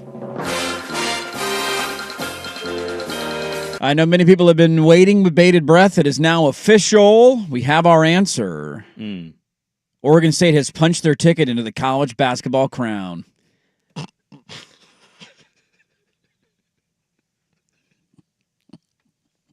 Yay. Taking on UCF in round one. The winner of that game gets DePaul, Cincinnati. We just care about the ladies tournament at this point. Go beat North Carolina. And by the way, should I have been surprised? Oh, look at that. You got green on your shoes. Hey, Touche. see, you're good. Did you You're just good notice to that when you're go. going pee? I did. You're like, hey, look at that. I got green on my shoes. I did. I forgot about that. Yeah, none of this matters. I was kind of surprised that Oregon made the lady bracket. Should I have been surprised by that? Big Ten. Okay, that's Charlie all it is. Cream told you. Don't Yeah, worry. Okay, everything's gonna be all right. When Charlie Cream says something, You believe him. That's the way I operate. take it to the bank. Gonzaga fan has chimed in. Not happy. They're not happy. You're in They're the not damn thrilled. tournament. You go to They're the not Sweet thrilled. 16 every year. What are you chiming about? Oh, trust me. Us Gonzaga fans are Quality not of our wins are happy way better than they thought. about how we were seeded and how we were treated. Seeded and treated, not fairly. He says the only single-digit net team clear up to an 8 seed. The powers that be in college basketball want Gonzaga to go away and be a nondescript mid-major yet again. Yesterday they mentioned Izzo getting to 27 straight tournaments. Never once mentioned Mark Few. 26 years in a row. I know you don't want to hear it from Gonzaga fan, but facts are facts. Okay. Should have been 6 or 7 seed, not saying they were a 3. I take that. Would you rather be St. Mary's and get Vandy round 1 and then Bama round 2? Because, I mean, you get Houston round 2 if you beat Georgia. I don't think Georgia's very good. Yeah. So aren't we splitting hairs between Georgia and Vandy? 9-10? I mean, look, all of this and then is like you splitting get hairs. you get Bama, who could have been a 1 at some point had they just won a couple games that went by 1 score, versus playing Houston out of the garbage ass Big 12. I think we should reseed this now that we know that one of their losses came to a team who was going to the prestigious college basketball crown tournament. And this was information we did not have at the time yesterday when we filled out the bracket. Now one of their losses is to a crown team. And when you lose to a crown team, that ups your net rating. I sincerely believe that the best pressure on a team of any, whether that's college or pro, is to boo and to show up by not showing up. You know what I mean? There better not be a Beaver fan in Vegas for this. Let's go, Beaver! The fact that you're getting excited to be in the college basketball crown, a tournament that didn't exist until Fox said, can we make some money? How can we make some more money off of this? I hate will these be ancillary tournaments. thoroughly disappointed in Beaver fan that chooses to go to this game if there's no family or friendship tie to the program. I will be incredibly disappointed. You need to start speaking, and you need to speak loudly. Yes, you do. They were 5th in the WCC, which is not a good conference. They didn't even make an NIT berth, which tells you your 20-win season was incredibly fraudulent. And this program is just stuck in the mud. And you can bank on next year being better because guys are back. I don't know who's back. Nobody knows who's back. It's college basketball, for God's sakes. You lose half your team every year. The ladies program got torn to the studs. They did. All they had left were studs. And Ruick patched it up and put drywall up and said, we're going to win the tournament and get to the dance. And I don't know if they'll beat North Carolina. They're a good program, and you got to go on the road in the ladies tournament and play at a place. I believe a 14 seed has never beaten a 3 seed in the history of the women's tournament. Sure. So you could be the first to ever do it? And if he does it, I mean, my God, it's even further proof. You have a new conference starting up. Your 1 year in the WCC, WCC was a disaster. Don't go to Vegas. Don't go. Don't support it. My Final Four, you ready for this? Definitive Final Four from my bracket? Go ahead. Michigan State. How ballsy. St. John's. Oh, man, a 2 seed. That's crazy. Can't believe you did that. Illinois. Oh, actually, don't steal mine. Oh. Now we're making fun of my bracket still, huh? I'm making fun of your first 2. Baby. And Oregon, because we all know Oregon wins in I March. actually so also have Illinois.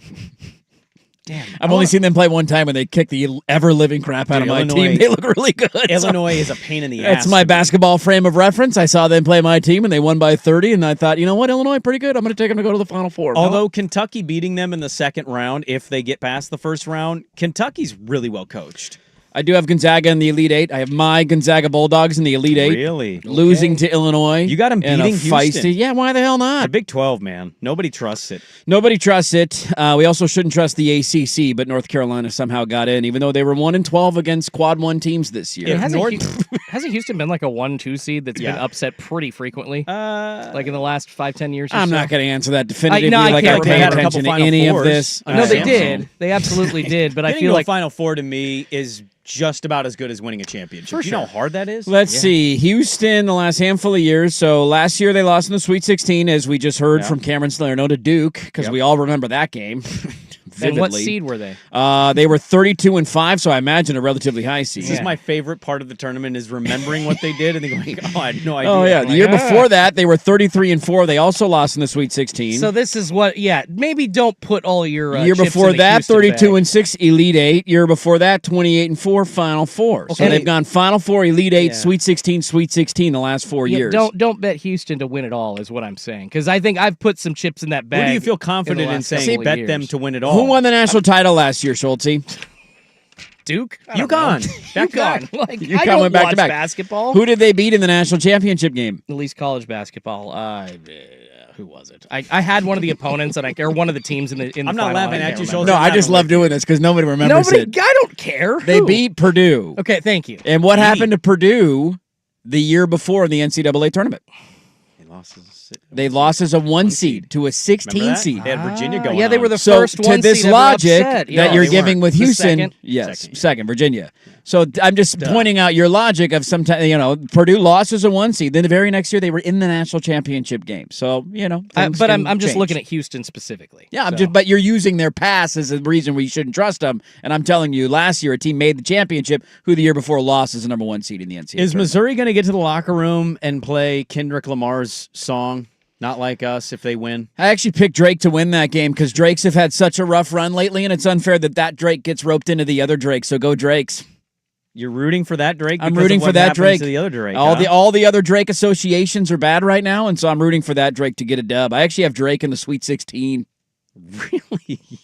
Why not, man? I love how you say "really" as a surprise, like you know how the tournament's going. Really? No, Drake. No. What? I'm saying really as if like you're confidently putting. There's no confidence 11 at all. I seed? filled this out in 90 seconds. There's zero confidence. I just saw Drake and I was like, what the hell? Have you watched Texas Tech play basketball this year? A little bit, not much. Yeah, I haven't seen a single second of Texas Tech play basketball. Didn't we I got have them beating Texas Tech in the second round. Didn't we have like a game-winning highlight from them like a week or two ago? I have no clue, man. I don't know.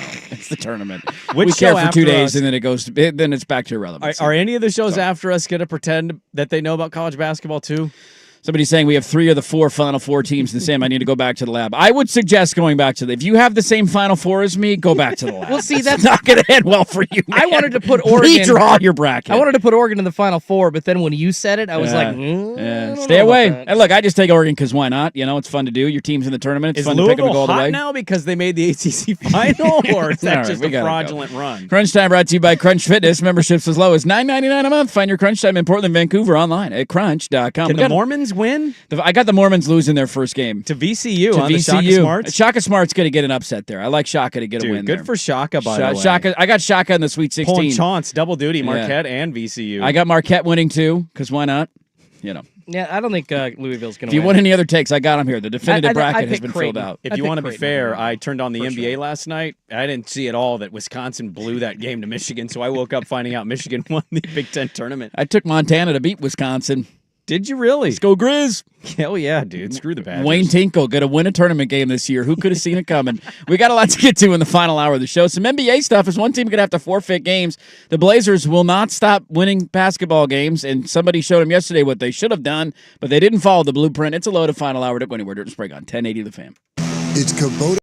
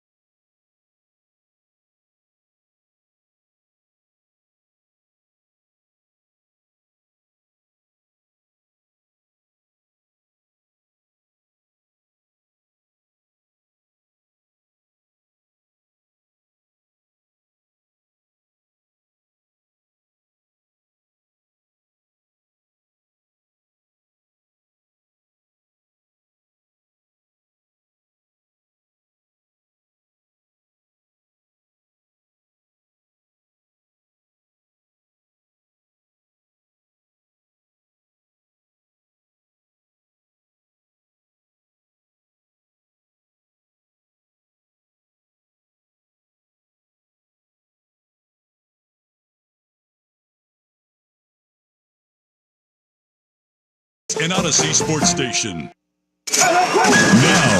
Now, from the George McCoy at Warren Allen Sports Desk, a Sports Center update on 1080 The Fan. First on The Fan, the Blazers in action against the Raptors last night, getting a close win at Moda, 105-102. The final actually right back at it tonight. The Wizards coming to town for the second of a back-to-back. Portland 4.5-point favorites. Tip-off set for 7 p.m. In the NFL, the Bengals paying both of their top wideouts. T. Higgins gets 4 years, $115 million. And then Jamar Chase, he becomes the highest-paid non-quarterback in NFL history with a 4-year, $161 million deal. And Rory McIlroy beating J.J. Spawn in a 3-hole playoff this morning to win the Players' Championship down in Florida. More sports scores and stories in 30 minutes. I'm Schulte from the George McCoy at Warren Allen Sports Desk. Curtain missing work, insurance companies acting like jerks. Don't call your mom, call George McCoy at warrenallen.com. The home of prime time with Isaac and Sue. Weekdays 3 to 7, 1080 The Fan. Hey, I want to dance with somebody. This is Dirt and Sprague. This is the moment we've all been waiting for. Andy Dirt Johnson. Step up, son. You're 2 pounds heavier than when you came to camp, but we can fix that. All we have to do is decrease his food intake and increase his metabolic output. All right, step off the scale, son. Muscle weighs more than fat. And Brandon Sprague. 7-minute abs. And we guarantee just as good a workout as the 8-minute, folk. If you're not happy with the first 7 minutes, we're going to send you the extra minute free. See, that's it. That's our motto. Dirt and Sprague on 1080. Maybe at the end of the show, we'll both take our clothes off, you Armani, and me mine, and we'll just give it to the audience. What do you think? The Fan. Hey, let's do this. Final hour, Dirt and Sprague here on Portland Sports Leader, 1080 The Fan, 99.5 HD2, the Odyssey app, live on YouTube. Hope your Monday mornings are going great. Hope you had a good weekend. My bracket is a disaster. I picked a game, and then I picked another game. I'm like, wait, you do... How did we get to this match? How did I end up here? BYU St. Mary's. This is why it's fun. Duke? You just have one bracket, you fill it out, and you're like, wait a minute, this is my Sweet 16. This sucks. This is what I wanted to happen. The fighting Gaffney's in the Elite Eight. Let's go. Why not? Beating the fighting Sucanics. The poll question. Winning it all. Poll question is up. Hey, Illinois winning a title would be kind of fun. It would be fun. What's the appropriate number of brackets to fill out? You can go vote. 1 bracket only, 2, 3, or 4 plus. Let's go crazy. That is up on @Dirt and Sprague on Twitter. We also have a picture of Sprague's jacket, which he is proclaiming as green today. One of our listeners chiming in saying, just saw the photo of Sprague's green jacket. Makes me question his sports opinions if he thinks that's even close to being green. So you can go vote on that one by comment and let him know whether or not it is green. The comments themselves should lend you into the direction of questioning my sports takes. Not the jacket. Not the jacket. This jacket is a nice olive mint green. The pen is royal blue. Lots to get to in the final hour. God, you look short in that photo. Let's start. I took the picture down low. I didn't want my hand to be shaky. It's early. I got a lot of caffeine. I was holstering it on my armrest. What do you want from me?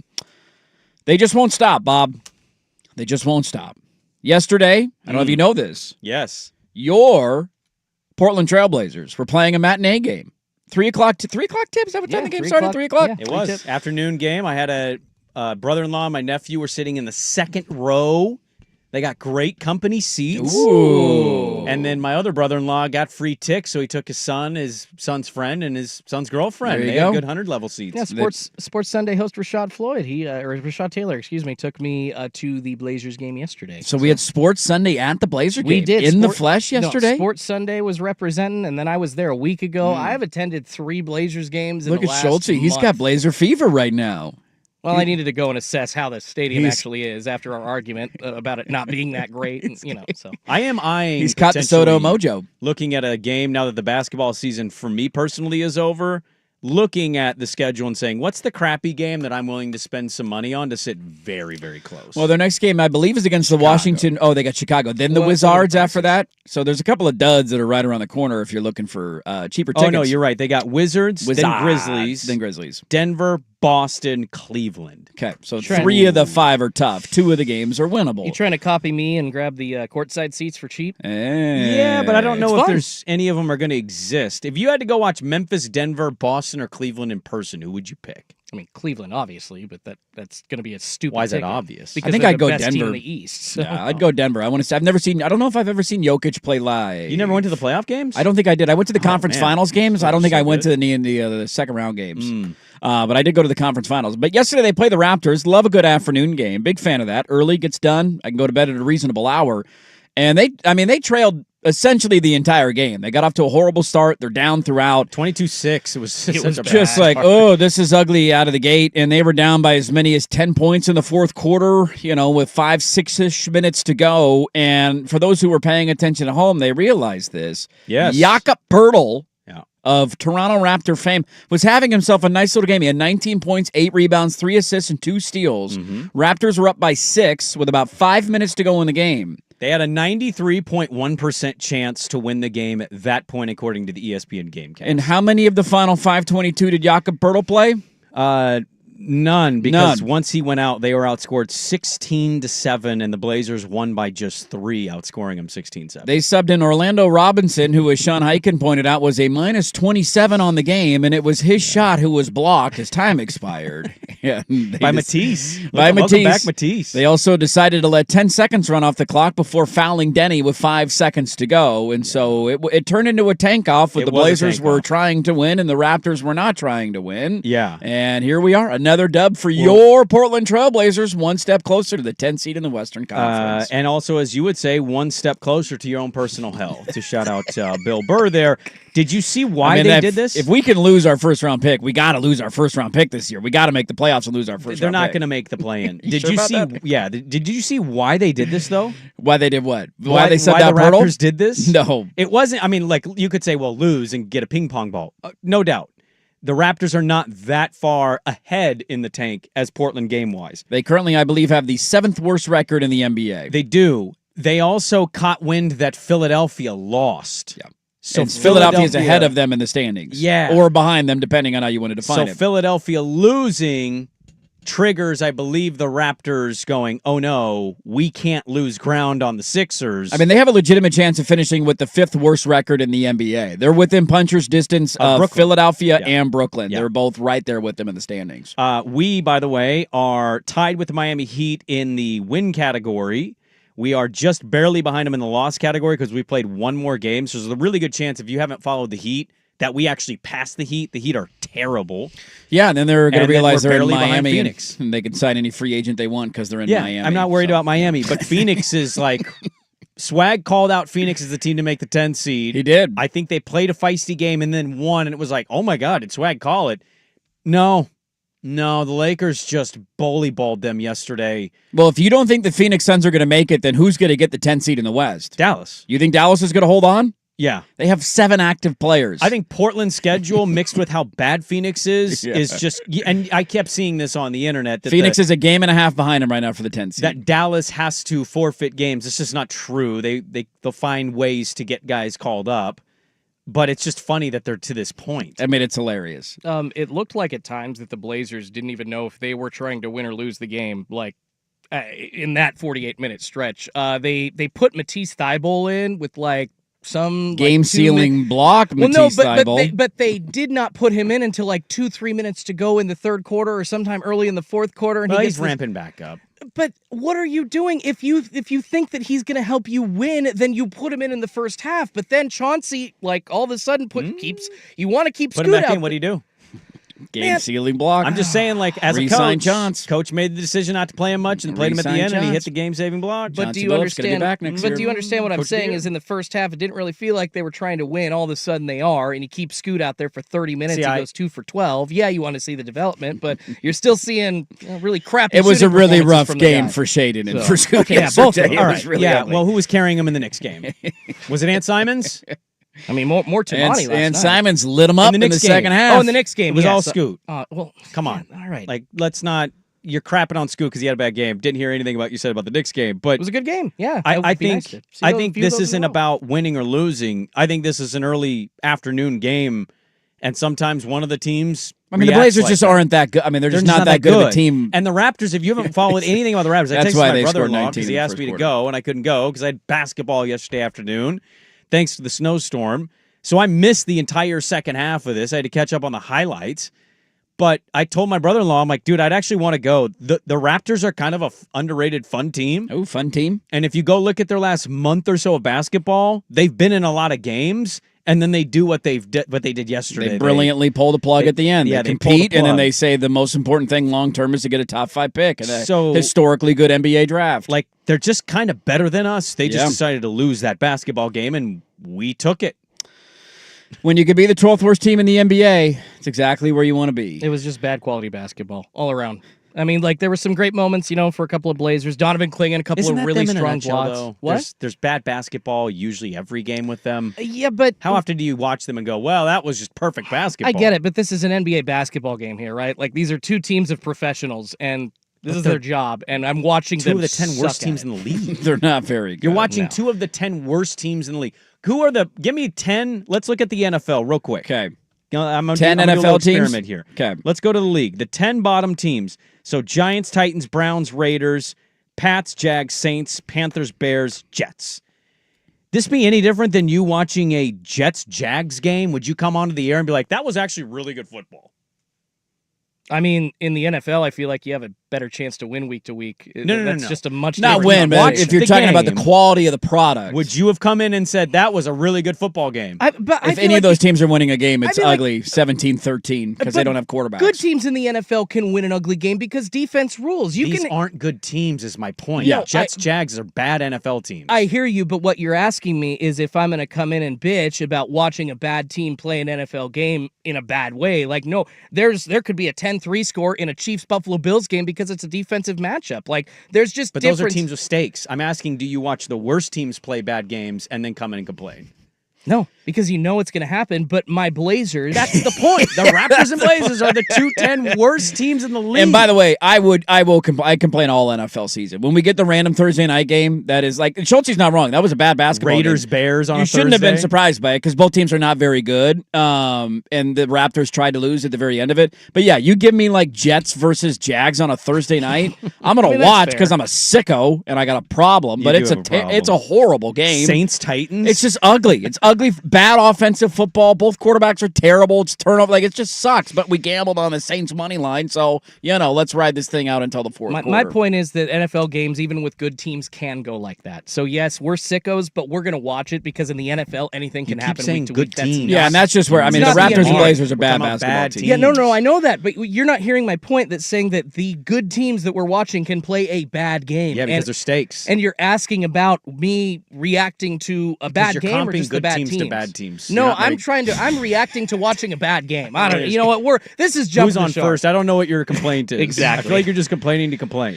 My complaint is that they won again, but nobody wants to hear me continue to complain and be right. But I mean, I'm going to laugh when they get the 12th worst record in the league because that's within the striking Look, distance. we buried them. The we Suns went, have quit. The we Suns w- have quit. We went zombie Blazers last week, and so maybe similar to us eliminating the Ravens years ago and Swag doing a zombie impersonation, we need to walk that one back. I mean, they're legitimately... They're not going to win their next couple, though. No, they're not. But how many games remaining of the 14 are the Dallas Mavericks going to win? I don't know. Because They won yesterday. They did win yesterday, They didn't beat they? the Sixers. They lost to the Sixers. Yeah, last night they 130 to lost. 125. Yeah. They Oh, have yeah, lost 1, 2, 3, 4, 5, Well, and they've 6, also got 7, more injuries 8, 9, piled up, 10. too. They've lost 10 of their last 12 games. The only wins in there were over Charlotte and San Antonio. Yeah, they're... So they got Indiana, Detroit next. They got Brooklyn left on the schedule. The Clippers You know twice. what? The Lakers, the Raptors, the Touche. Grizzlies. Like, they legitimately might win 3 games the rest of the season. Which is why, again... And that's generous. I said it backwards because I got it backwards in my head, but that was why the Raptors pulled the plug. Yes, because the Sixers lost. Yeah. And they realized they have to keep up with Philadelphia, and they lost. But did you watch that Phoenix Laker game? No, I know that they got killed, but I didn't watch it. God, it was embarrassing. Yeah. Well, They- this is they my couldn't keep point. up with them, and they didn't have no LeBron. This is my point. The Phoenix Suns are not a good basketball team, Bob. either The are Dallas Mavericks. Mavericks might not win a game the rest of the way. Do we need to unzombify the Portland Trailblazers? So you think they can do it with their schedule? I mean, I don't... The Grizzlies, the Celtics. Let's talk about it on the other side, Cavs. because dear God, would it be a disaster. Let's talk about it on the other side. A couple other NBA notes I want to get to as well. We're back after this on 1080 The Fan. It's time for a sports injury report. The injuries and rehab that impact the success of sports teams. Brought to you by Rock Orthopedic. The committee was informed that Flagg would be available for the NCAA tournament after spraining that ankle in the game against Georgia Tech in the ACC tournament. I mean, look, if he, J-Will, you and I have talked about this. If he's healthy, play. Yes. But one would also think that you'd be a little bit cautious with him to make sure that you can get him as healthy as possible. That is Reese Davis saying that I guess the committee heard that Cooper Flagg was going to be. Why does Duke have to let the committee know what players are available?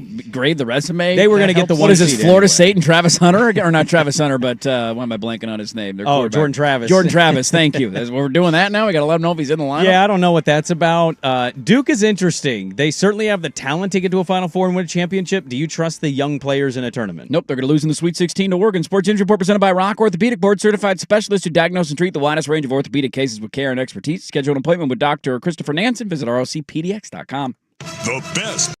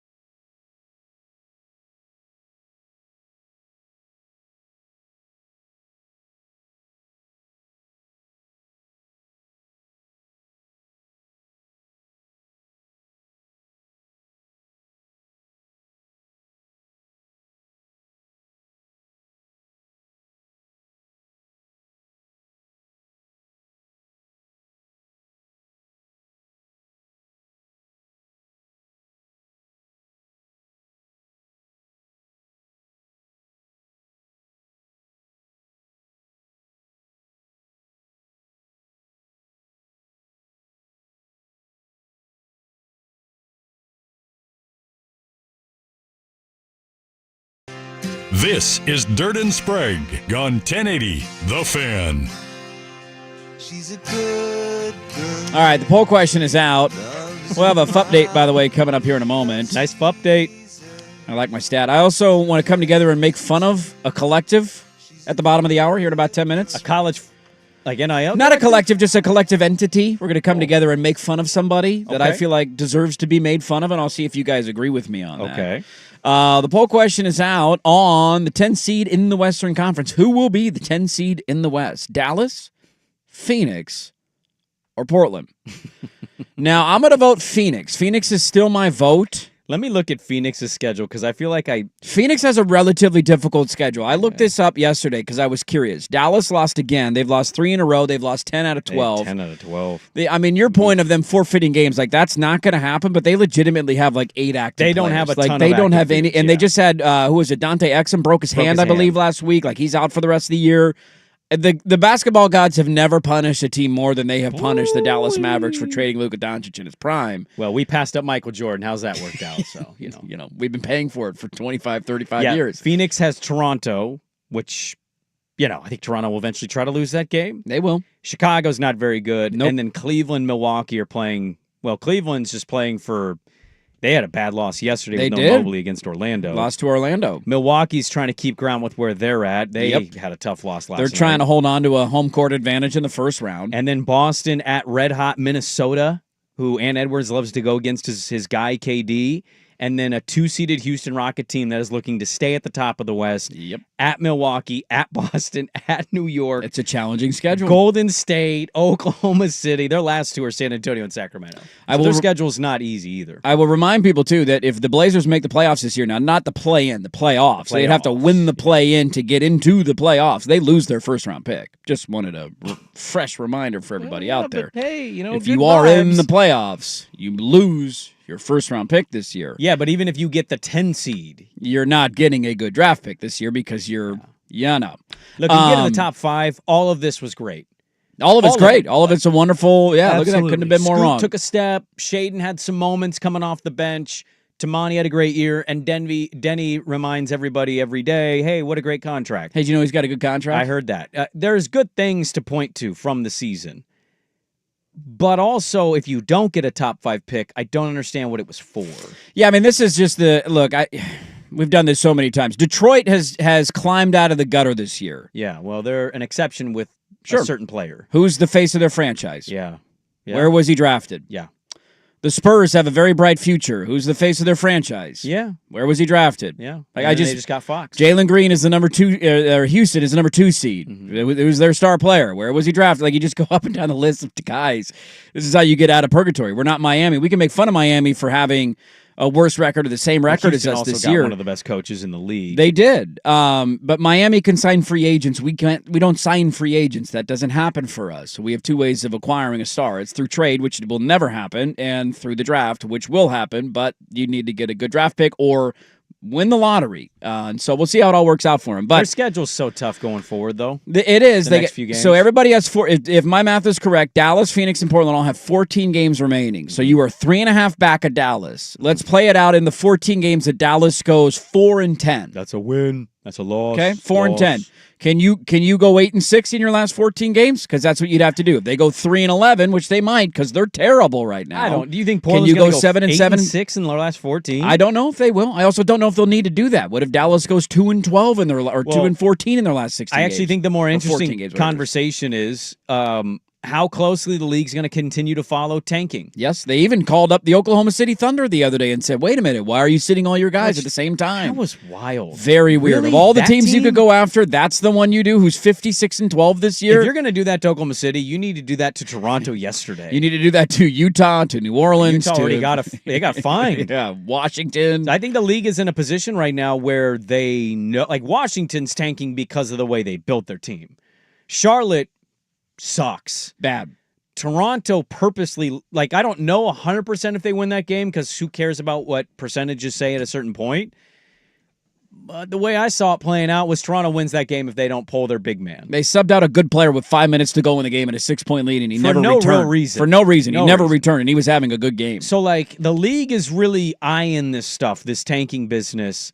And so, in a way, I wonder, 1, did they look at Toronto yesterday? But 2, going forward, Portland's not in their customary spot of, like, sit the guys. The water has not been shut off. Not at all in any way. And so, like, Ant is not injured. No, he hit 6 threes, a lot of big threes late in the game. He did. He was really good yesterday.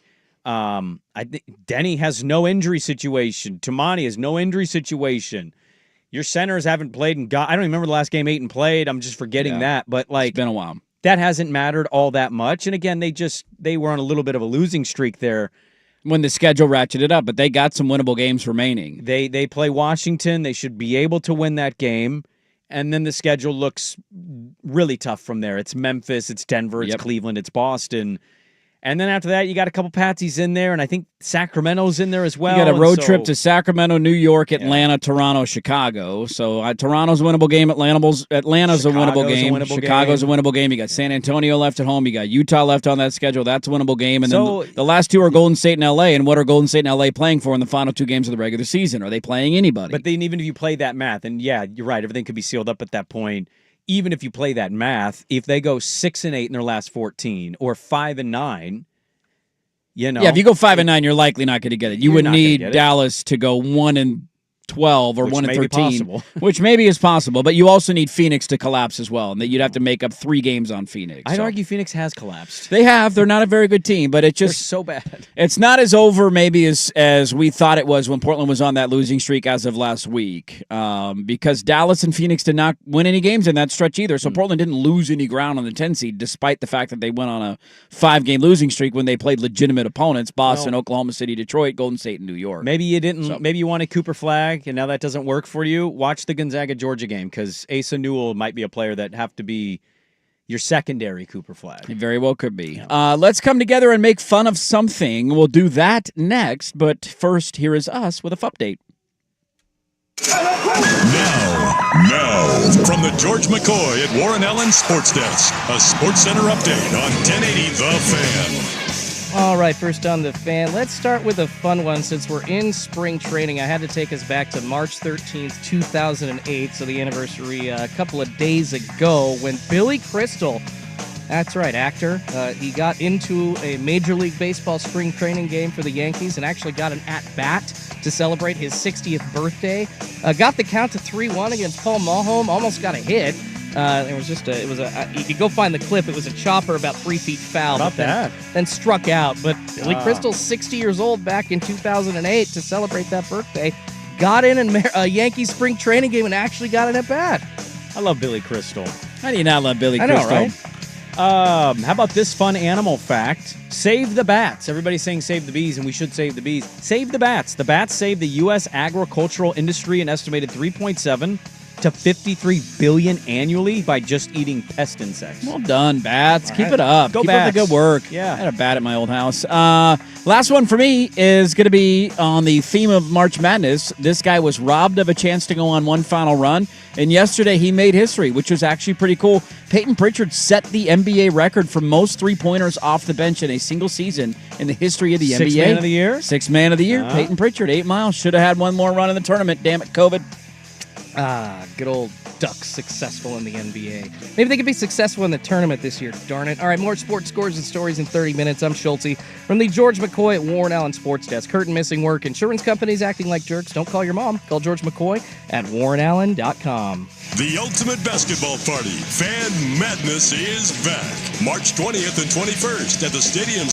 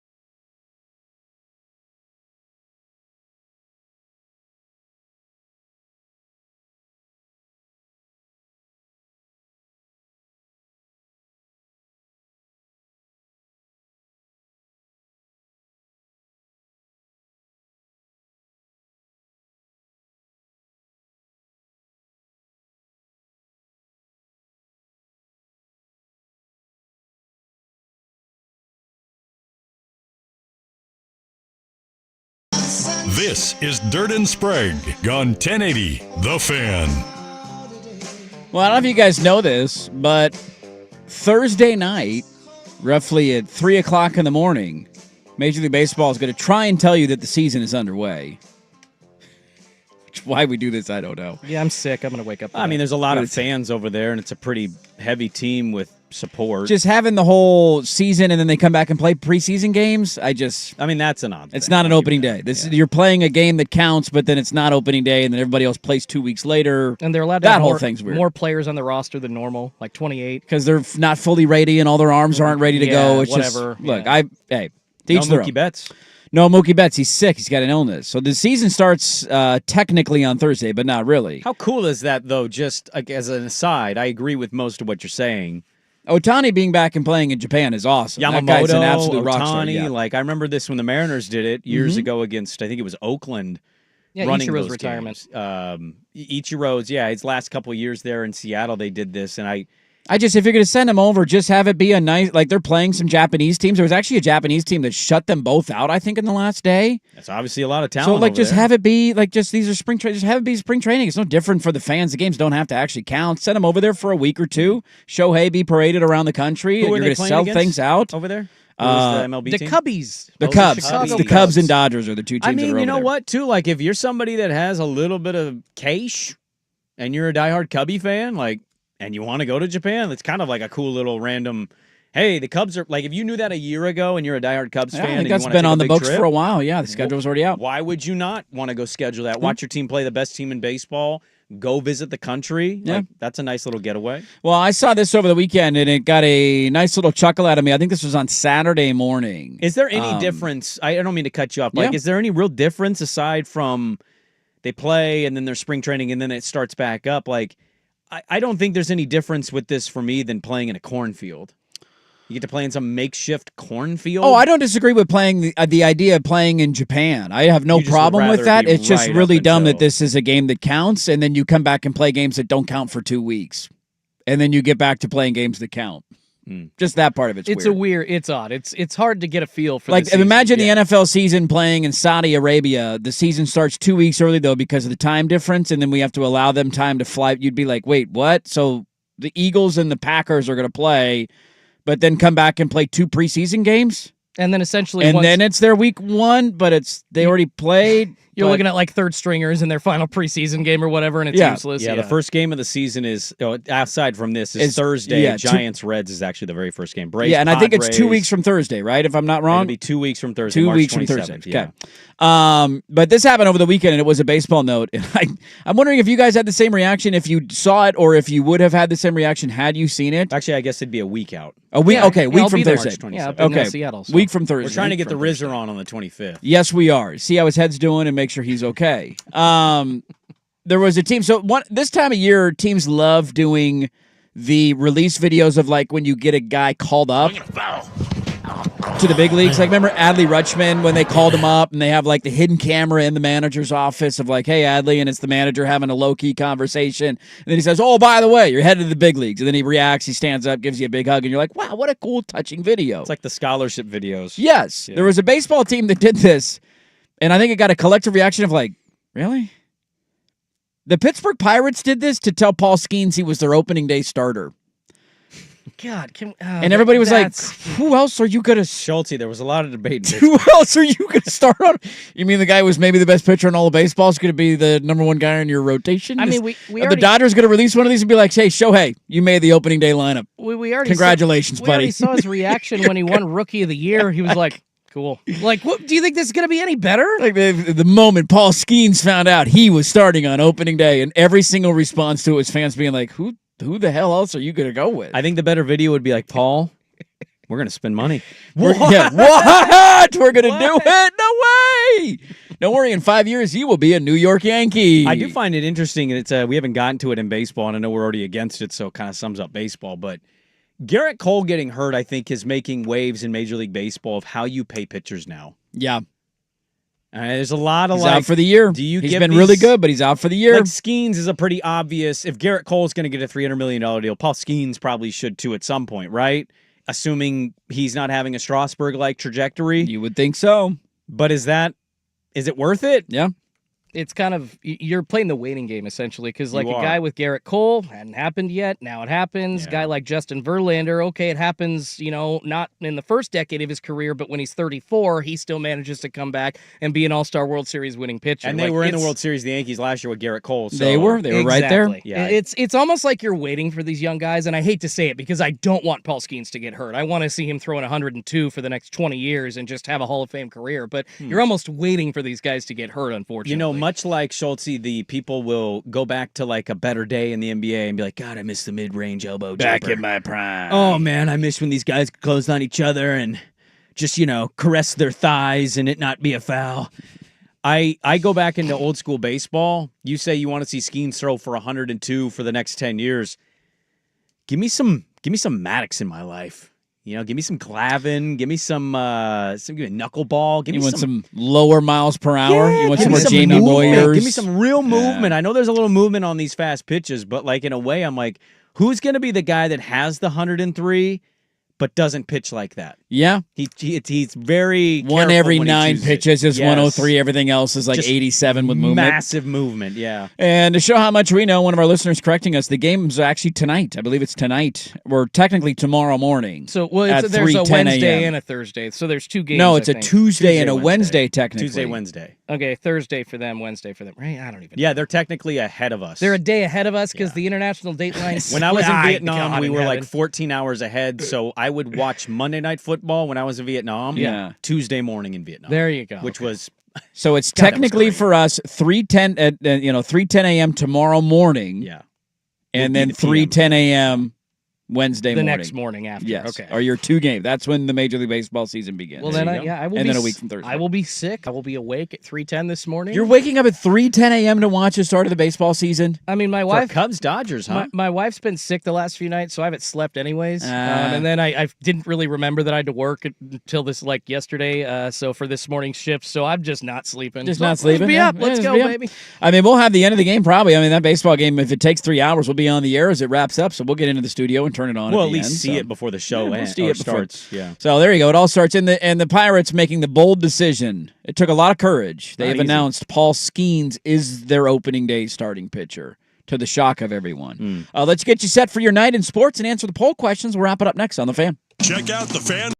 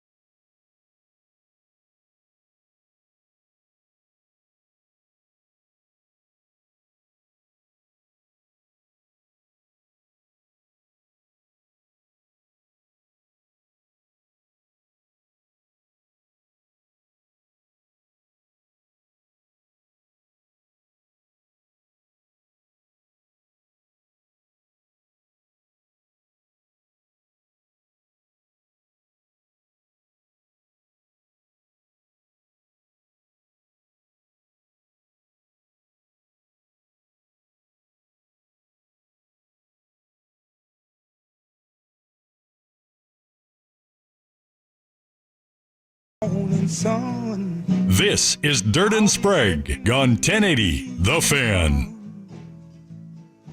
All right, take a look at the poll questions from today. By the way, you can go let Sprague know that his jacket is not green. That's up at Dirt and Sprague on Twitter. No, I think I won. You think you won? I think I won. It's a light green. Light green. Sorry, you're all wrong. Light green.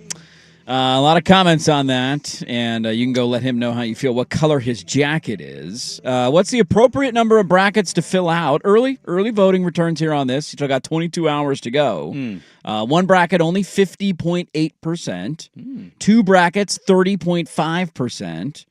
9.3% of you say 3 brackets, and 9.3% of you say 4 brackets. Let's go crazy. Live a little. Go wild. I love that you limit yourself to one bracket. And you're like, oh, that's all I need. One woman, one bracket. That's all I need the rest of my life. I'm a married man, married to my bracket. It's the right one. Okay. Congrats. You can have more fun, and you choose not to. So That's right. there you go. That's right. It just sounds like I've been married for 60 years. One woman. He's the oldest soul in the radio station. It's not remotely close. Have some standards, man. Have some standards. Who will the 10 seed be in the Western Conference? 58.3% of you early on say the Suns. 31.7% say the Portland Trailblazers, and 10% of you say the Dallas Mavericks. I mean, give me a dart, put me in the closet, turn the light off, and throw it, because that's who knows where that's landing. I can't tell. The Suns are a disaster. They're a train wreck.